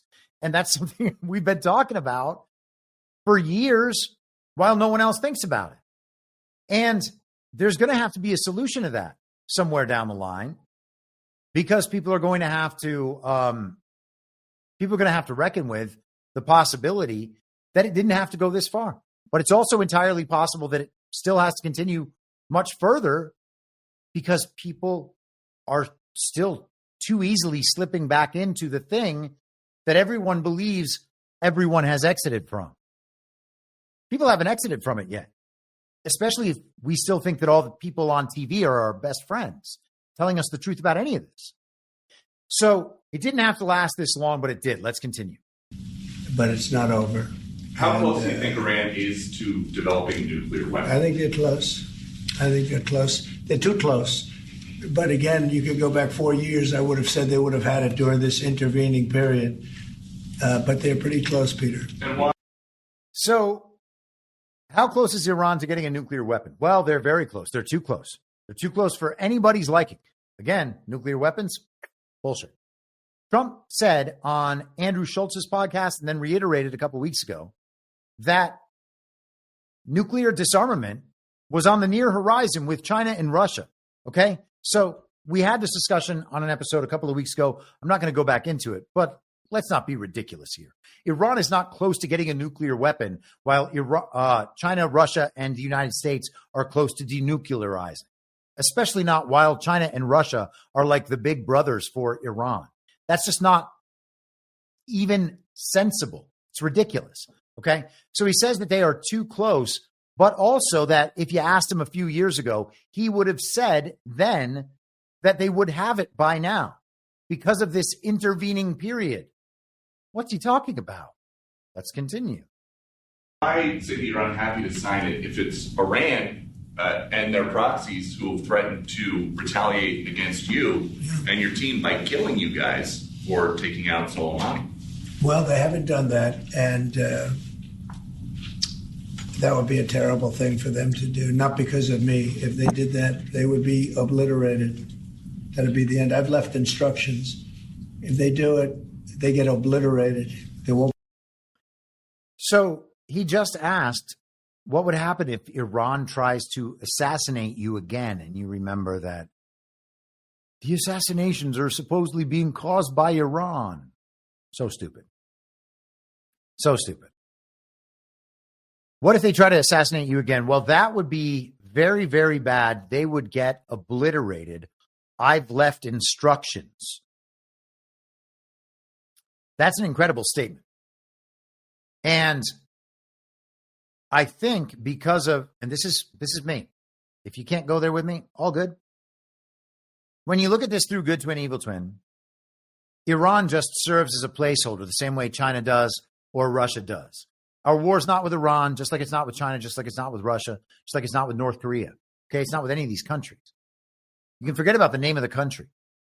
We are at war with the global evil twin everywhere it exists, which is basically every country. So is there a faction in China that is at war with Donald Trump and MAGA while being at war with the rest of the sovereign nationalist leaders around the world and the sovereign nationalist movements around the world, the people of the world? The answer is yes, of course. It exists in China. It exists in Russia. It exists in Iran. It exists in the UK. It exists in every one of our states here in the United States. All right? So we are at war with that thing everywhere it exists. We're not at war with Iran. In Iran, the country, any sovereign nationalist faction there and the people of Iran are not trying to assassinate Donald Trump. So who is? There are people in the world that may well be trying to do that. Some of them may route through Iran, but it's not the whole country, and that's the point. And there is a group that we are actually at war with, and Donald Trump would know, of course, who actually tried to assassinate him. And so he's saying that if they did that, they would be absolutely destroyed immediately. I have left instructions. What does it mean that he has left instructions? Like he's got a kill switch? if they try to take me out, if they're successful at taking me out, all done for all of them, and then who's going to do it? Sounds like he's got a lot behind him. Sounds like, I mean, I've said many times he has the American people behind him. That's not the sort of thing you can just say as a president. That's not the sort of thing that Joe Biden or Barack Obama could ever say with any meaning or authenticity. It would be a joke if they said it. That's a very powerful statement. That suggests full military backing without a shadow of a doubt. That's really something. So a lot of devolution-y stuff in here, a lot of things speaking to Trump's power, which I believe is there is power beyond. We'll get into it as we go through. Be anything left. And they shouldn't be able to do it. And Biden should have said that, but he never did. I don't know why. Lack of intelligence, perhaps. But he never said it.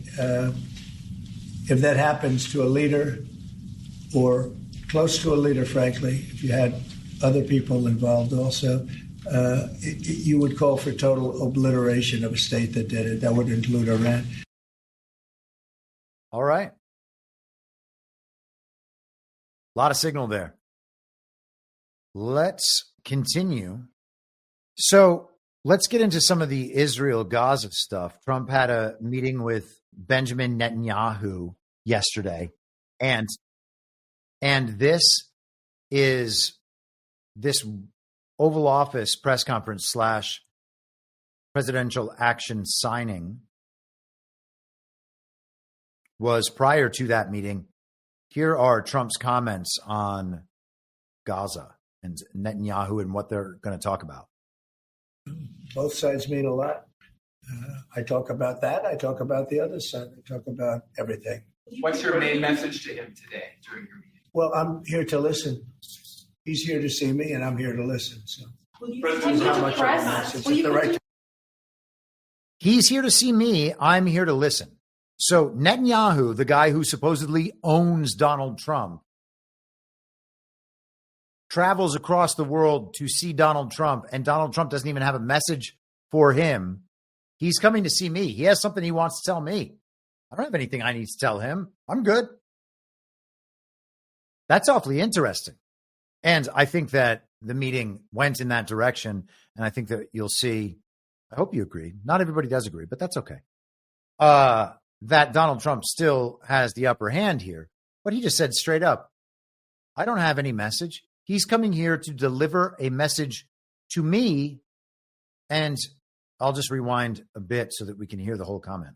What's your main message to him today during your meeting? Well, I'm here to listen. He's here to see me, and I'm here to listen. So, Mr. President, will you continue to press for this idea that Jordan and Egypt take Palestinians from Gaza? Yeah, I would like to see Jordan. I'd like to see Egypt take some. Look, the Gaza thing has not worked. It's never worked.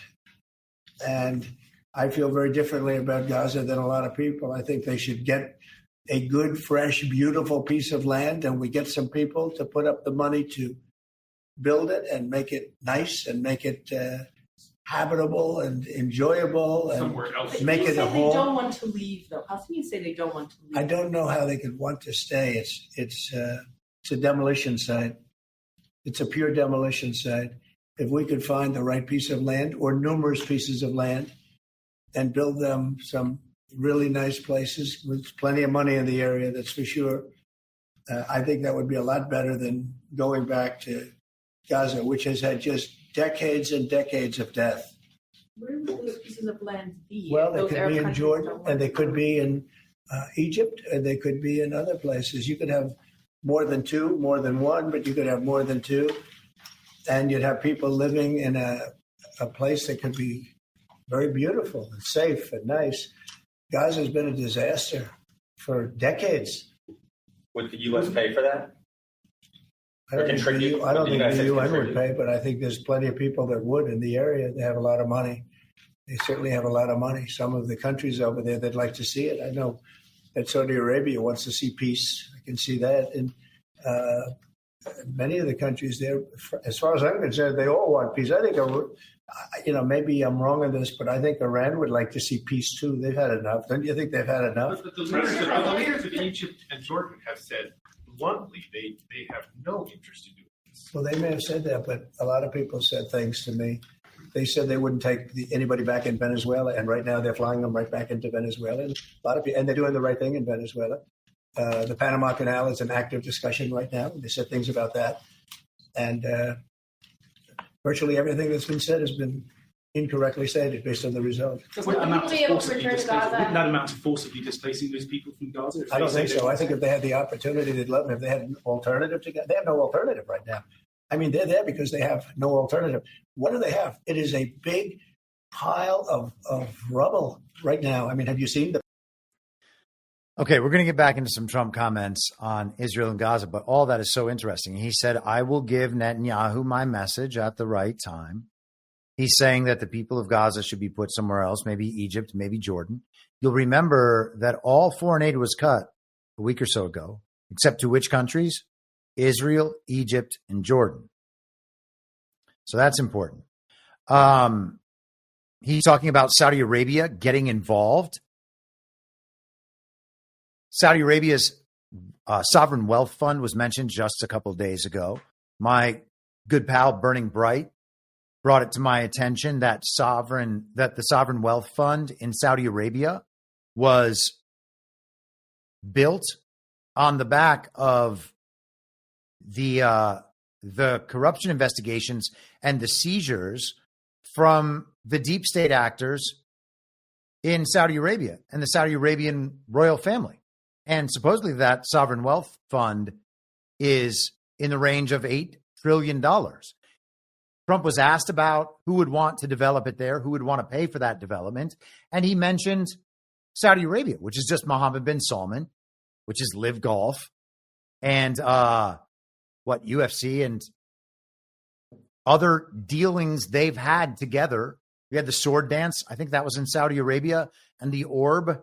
Donald Trump is a good friend of these leaders, while the global regime tried to destroy these leaders, tried to destroy Mohammed bin Salman with the whole Jamal Khashoggi thing. And so he might invest in this Gaza construction project. And again, Trump just said it's a demolition site. It looks like a demolition site, like it's just all rubble. We need to clear that rubble out so that we can build. It's a construction project. Let's continue. That was that. Okay. So this is from the press conference later in the evening.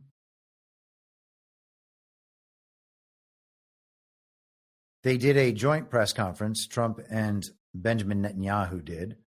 And so this is my friend, The Storm Has Arrived, 17, his ex formerly Twitter, The Storm Redux, the redo with an X. Here we are. Thank you, Mr. President, Mr. Prime Minister. You are talking tonight about the United States taking over a sovereign territory. What authority would allow you to do that? Are you talking about a permanent occupation there, redevelopment? And Mr. Prime Minister, do you see this idea as a way to expand the boundaries of Israel and to have a longer peace, even though the Israeli people know how important that land is to you and your citizens, just as the space is inherited by the Palestinians as well? I do see a long-term ownership position, and I see it bringing great stability to that part of the Middle East and maybe the entire Middle East. And everybody I've spoken to, this was not a decision made lightly. Everybody I've spoken to loves the idea of the United States owning that piece of land, developing and creating thousands of jobs with something that will be magnificent in a really magnificent area that nobody would know. Nobody can look because all they see is death and destruction and rubble and demolished buildings falling all over. It's just a terrible sight. I've studied it. I've studied this very closely over a lot of months, and I've seen it from every different angle. And it's a very, very dangerous place to be. And it's only going to get worse. And I think this is an idea that's gotten tremendous, and I'm talking about from the highest level of leadership, gotten tremendous praise. And if the United States can help to bring stability and peace in the Middle East, we'll do that. Baby. Nice framing of that shot there, just Trump and the Rothschild Zionist flag. And that is what that flag is. Because Israel, of course, was formed as a Rothschild Zionist nation. And hey, are they real Jews? I don't know. So if you call it a Rothschild Zionist nation, anti-Zionist Jews would tell you that the project of Zionism is antithetical to their faith-based beliefs and the proper faith-based beliefs of that religion. So it's clear that there's a pro-Jewish anti-Zionist argument. So it can't be anti-Jewish to argue against Zionism. Certainly can't be to point out the history of the symbol on that flag. And that's what it is. And yes, I know it goes back further than that, but nonetheless, it was the Rothschild symbol that became the symbol of the Rothschild seized Zionist state. So he's talking about rebuilding here in the Gaza Strip. He wants the Palestinians moved to Egypt and Jordan. The borders of Egypt and Jordan would then potentially change in the future. And we're going to talk a little bit about that. We've talked about it on the podcast before. But first, let's go to MSNBC and watch Joy Reid freak out about this. Why would Joy Reid be freaking out about this? It's very strange, isn't it? Nights in this business, when you have to leave open the possibility that you can still be surprised, I might even say stunned. I think this is one of those days. Donald Trump making news in the biggest possible way. I'm going to read you the quotes that I think are stunning to just about everyone who heard them today after a day of calling for the people of Gaza, who he numbered at 1.8 million, to be relocated out of the Gaza Strip. Today, Donald Trump said the following about the Palestinian people. They can instead occupy all of a beautiful area with homes and safety, and they can live out their lives in peace and harmony instead of having to go back and do it again. The U.S. will take over the Gaza Strip, and we will do it, and we will do a job with it, too. We'll own it and be responsible for dismantling all of the dangerous unexploded bombs and other weapons on the site, level the site, and get rid of the destroyed buildings. When he was pressed on whether or not he would be willing to use the military to accomplish the U.S. takeover of the Gaza Strip, he doubled down on that, said, we will do what's necessary. We'll do what's necessary. If it's necessary, we'll do that. We're going to take over the peace and we're going to develop it. He referred to the Gaza Strip as the Riviera of the Middle East. He said that world people will live in Gaza, including Palestinians and anyone else, I suppose, that wants to live in this new real estate development he proposed today. This was stunning. And this came in a press conference with Prime Minister Benjamin Netanyahu, his first trip to the United States since he was labeled a war criminal by the International Criminal Court, with arrest warrants issued. This is one of the few countries where Prime Minister Netanyahu can travel because the United States does not recognize the authority of the International Criminal Court, which rendered a judgment that genocide and apartheid had taken place inside of Israel, disregarding the war in Gaza. So this was their joint press conference following a bilateral meeting. A stunner by any definition of the word. I'm joined now by Vaughn Hilliard, White House correspondent. Okay, we can drop out of the rest of their coverage. So Joy Reid is shocked and stunned. Donald Trump says it's going to be a nice future for all the people in that region, and maybe we'll finally have peace and harmony over there. And I guess that's apparently scary. The International Criminal Court, she's making the point that our boy Yuhu is not allowed to travel to many of these other nations because the ICC has a warrant out for his arrest for committing genocide or whatever. And then she says that they're totally disregarding the war in Gaza. Totally disregarding it. Okay, so she is shocked and stunned that what began with the paragliding go-kart incident has now become a construction project. And that construction project was planned and publicized prior to the paragliding go-kart incident. So we have this piece of land, some of the greatest beachfront property in the world, although it always looks like a wreck because there's just rubble everywhere whenever we see pictures of it. But still, I mean, it's like coastline, sandy beaches. Could be a beautiful place. And it goes from that. They have this construction project planned years ago that now they're talking about in public, and now the world is understanding. And in between, they have the paragliding go-kart incident that causes the war that leads to the demolition site where the construction project is. So the project that they planned before the paragliding go-kart incident is now going to go forward as a result of the paragliding go-kart incident, turning that whole region into a demolition site. Just be clear that we can understand the chronology here and the logic.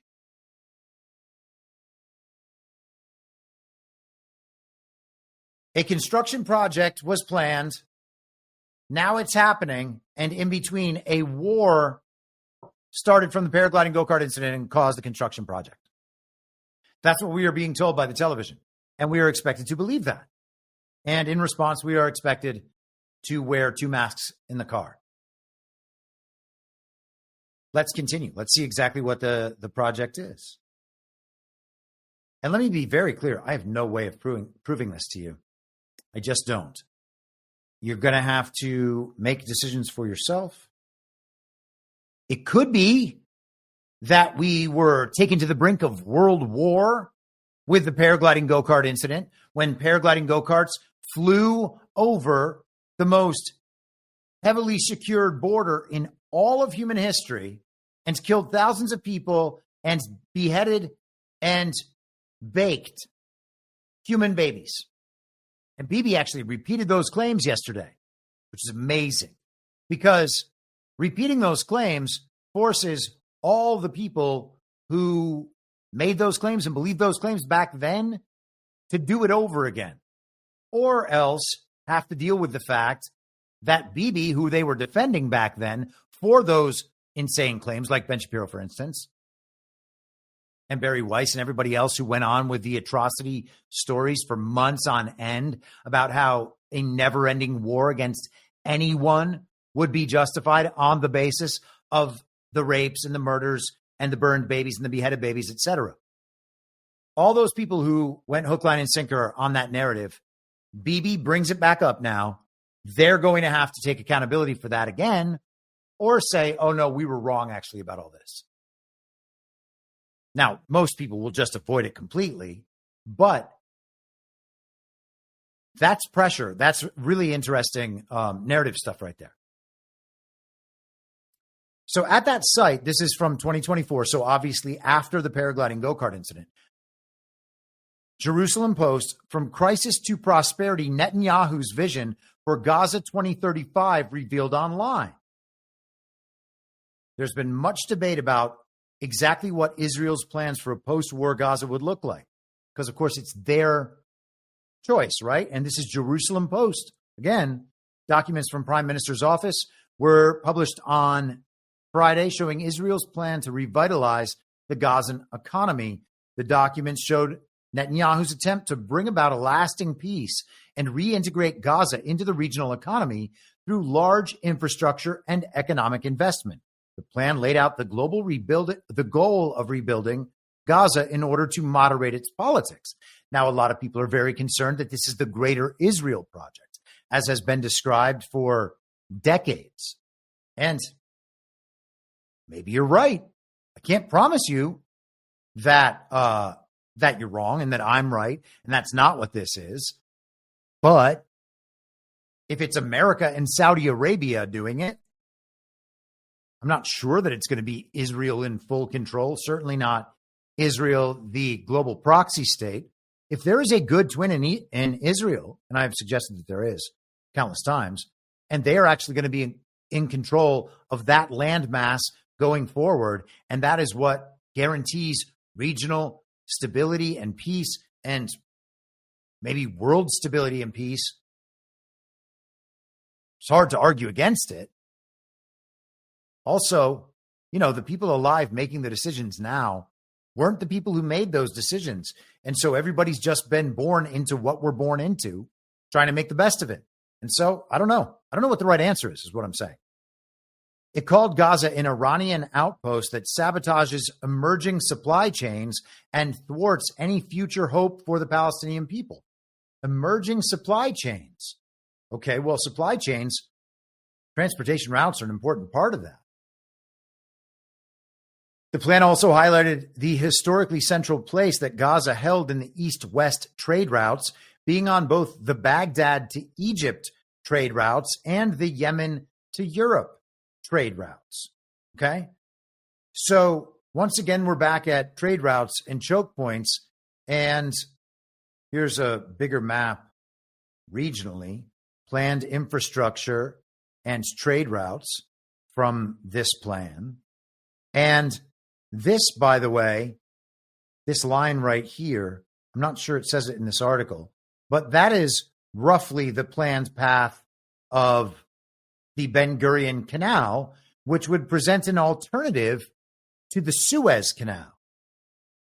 And the Suez Canal, we were just hearing about a minute ago, as one of those places that USAID always needs to have a mission, much like the Panama Canal, because this right here is how you get from Europe, the Mediterranean, to the Red Sea and out to the other side, to Asia, to the eastern side of Africa, whatever, and to all of the Middle East, of course. So this plan has been around for a long time. Let me see if it says when this plan was created. But the Ben Gurion Canal, for instance, has been a planned project for many decades. So we have on one side the Greater Israel Project, and then on the other side, we have a totally rational system of new transportation routes that would present a competition, or at least take away a monopoly or a choke point on other transportation routes. Like if the regime has full control over the Suez Canal, then they can control the economy that depends on those transportation routes. If companies aren't going to go through the Suez, they have to go all the way around Africa and come back, which is much more expensive and takes a lot longer. Even in 2020 and 2021, we saw the problems with our ports here in the U.S. And I know a lot of people think that ships were kept offshore so that they could all be properly examined. Maybe that's totally right. But we have come to learn over the past few years the importance of these supply chains, access to trade routes, etc. That was part of the control mechanism of the global regime system for all this time. And to the extent that they have a monopoly on any of this, well, if you have another option that's built that takes away their monopoly, or at least the power of their share, you have dealt a serious blow. Now, if on one side of that canal, if Saudi Arabia and the United States are protecting stability around that canal, and Israel, Jordan, Egypt, and Palestine all have mutual interest in this canal being properly used and managed, and access being assigned in some agreed upon way, that seems like a major revelation in geopolitics. And it's entirely possible that Israel thought that they would have all the control over that project, that the project had advanced to this late stage and that it was their thing. We get to clean out these Palestinians. I'm not suggesting there's never been any violence. The regime creates violence and destabilization all the time. Polymathanon in the chat says Egypt is planning on a port, Taba port on the Gulf of Aqaba, which is another route that would be in competition to the Ben Gurion Canal as well as the Suez Canal. Well, wonderful. Or maybe were used in conjunction with. So these are bigger things. And what ultimately matters is where the control of that is going to be. If Palestine has a state, and by the way, I brought this up on Perplexity yesterday and posted it, but might as well add it back here. Let me see. Where am I? Is my history no longer than this? Here we are. How many nations in the UN recognize Palestine as a nation? Because we're told that there's not going to be any sort of two-state solution, are we not? By many people, we're told there's not going to be a two-state solution. As of 2024, 146 out of 193 UN member states officially recognize Palestine as a sovereign state, representing approximately 75% of UN members. It excludes nations like the US, Canada, Australia, Japan, South Korea, and the majority of Western Europe. So basically just the British Commonwealth and American Empire don't agree, but the rest of the world agrees that there is already a Palestinian state. So we're being told that Trump is like giving away something to Israel, or that he's being mean by having Jordan and Egypt take on part of the responsibility. I would suggest to everybody that Jordan and Egypt have already done that. We've heard about some movement of people to those locations. There's probably going to be some portion of the Sinai Peninsula that is going to become Palestine. And I would suspect that the Gaza Strip will become some sort of independent city-state, like Singapore, which is only 2 times bigger than the Gaza Strip. It's not a big chunk of land, but it's an incredible location. And if all of this money is flooded in there to create something, maybe that's the solution. I don't know. It's probably a better solution to at least attempt, like make this an economic zone that becomes clear is not under the control of Israel, nor any terrorist organization or any regime-linked organization, I would think. That seems like a potentially hopeful possibility. I don't see any reason offhand to dismiss something like that. And I just also want to go to, this is the Times of Israel. I think I've pulled this up before. But the Ben Gurion Canal vision amidst upheaval. This also from even earlier in 2024. Okay? So the Gulf of Aqaba, right here. And the canal would go through from the north end of the Gulf of Aqaba, up and out through just north of Gaza, through basically Gaza, into the Mediterranean. So is all of this a construction project? And again, the Ben Gurion has been, look at this, an ambitious vision conceived over 6 decades ago. Okay? Born in the aftermath of the Suez Crisis of 1956. The notion of the Ben Gurion Canal resurfaces today. Now, through all the research for hindsight 2020, you could see agreements being signed in 2020 between Israel and these other nations, the Abraham Accords, all of this stuff coming together to present this new possibility on how things will be. The construction projects were already planned then. The demolition site has been created by a war that was started with the paragliding go-karts, okay? And now the construction site just moves on. So on both ends, the construction site, in the middle, the potential of World War III after an event started by paragliding go-karts flying over the most secure border in the history of the world, slaughtering all sorts of people, and then being attacked in Gaza. These same terrorists or whatever were attacked in Gaza, the tunnels cleared out, etc. If there was some mission to clear out Gaza and the rest of it for this demolition site, for this construction project, okay. But I don't think that the situation requires that.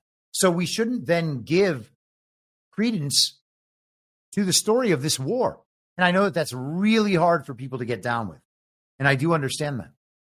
But if the global regime and the intelligence organizations, the global spy network that makes the regime's agenda work and implements it, runs the media worldwide and disseminates the central narrative from all of the authoritative sources that they control, if that's where our information comes from, and you could make anything look like anything with video and with actors and whatever else. And again, I'm not saying nothing real has happened.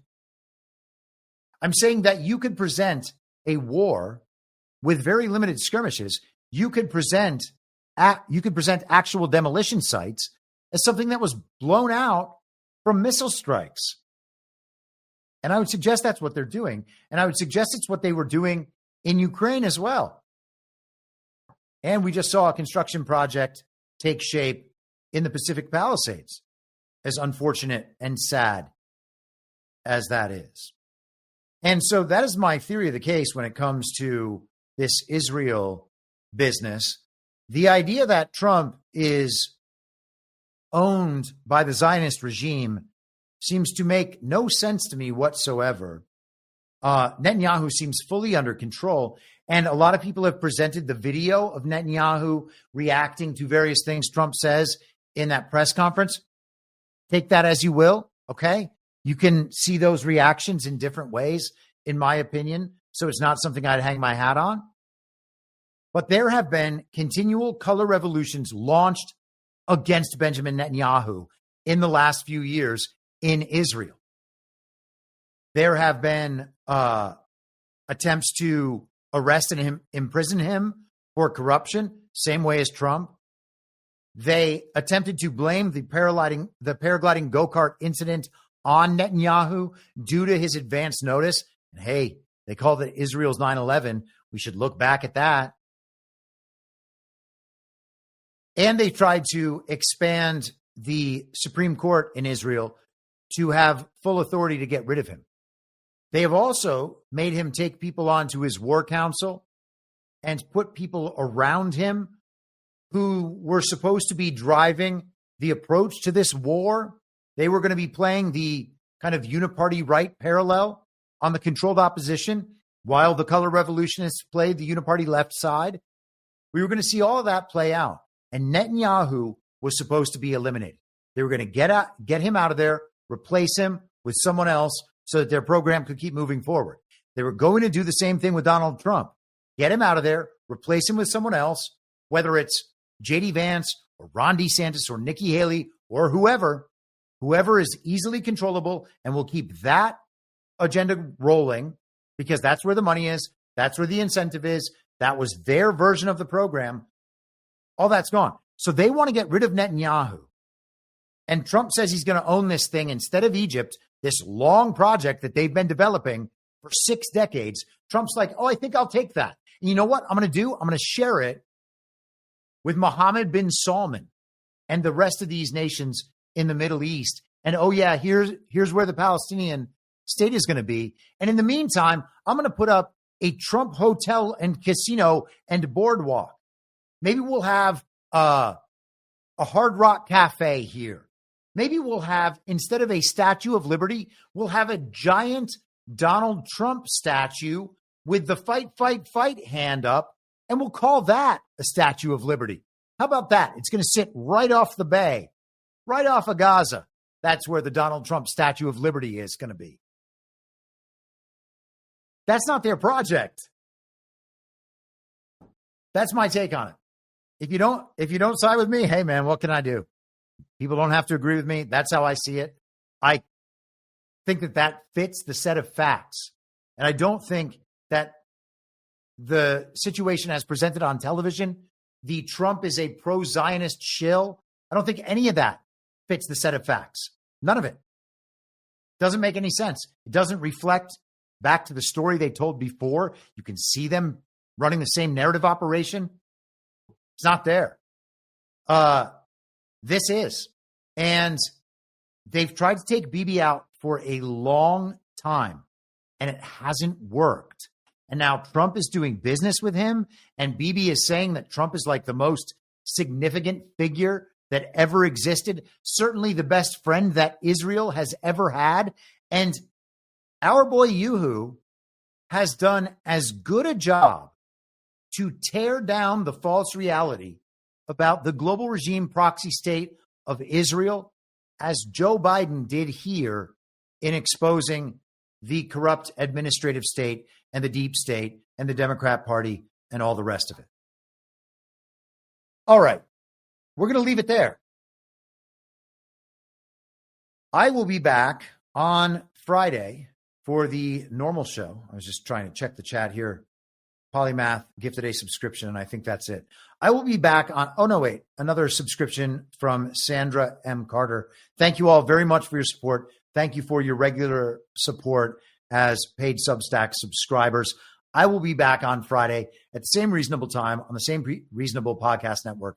I don't have a network. Masks and lockdowns don't work. They lied to you about a pandemic, and Joe Biden will never be president and never was. Well, what? You know who I am, don't you? Well, you ain't Fiona Apple, and if you ain't Fiona Apple, I don't give a rat's ass. Ah! And what's wrong with being an angry prophet denouncing the hypocrisies of our times? What do you think, Max? Do you want to be an angry prophet denouncing the hypocrisies of our times? Yeah, I think I'd like to be an angry prophet denouncing the hypocrisies of our times. It's not true. It's more true than I would perhaps prefer. Can we stop this cruel game and allow the boy to keep one shred of dignity? For God's sakes! I can't stand to see him in all this pain! You vicious bastards! Let him move in with you! Is it so bad to see somebody happy? So just let him move in! For the love of God, let the boy move in with you! Good Lord! And I will not let you down. We do a little trolling. It's called We Do a Little Trolling. What? In my mind, that's the end game. If you're listening for free and would like to support the show, the best way to do that is by signing up for a paid subscription at imyourmoderator.substack.com. You can find the info stream over on Telegram at t.me/veryreasonable. The merch site is cancelcouture.com, and for all my other links, you can visit linktree.com/imyourmoderator. And I'll see you soon down on the range.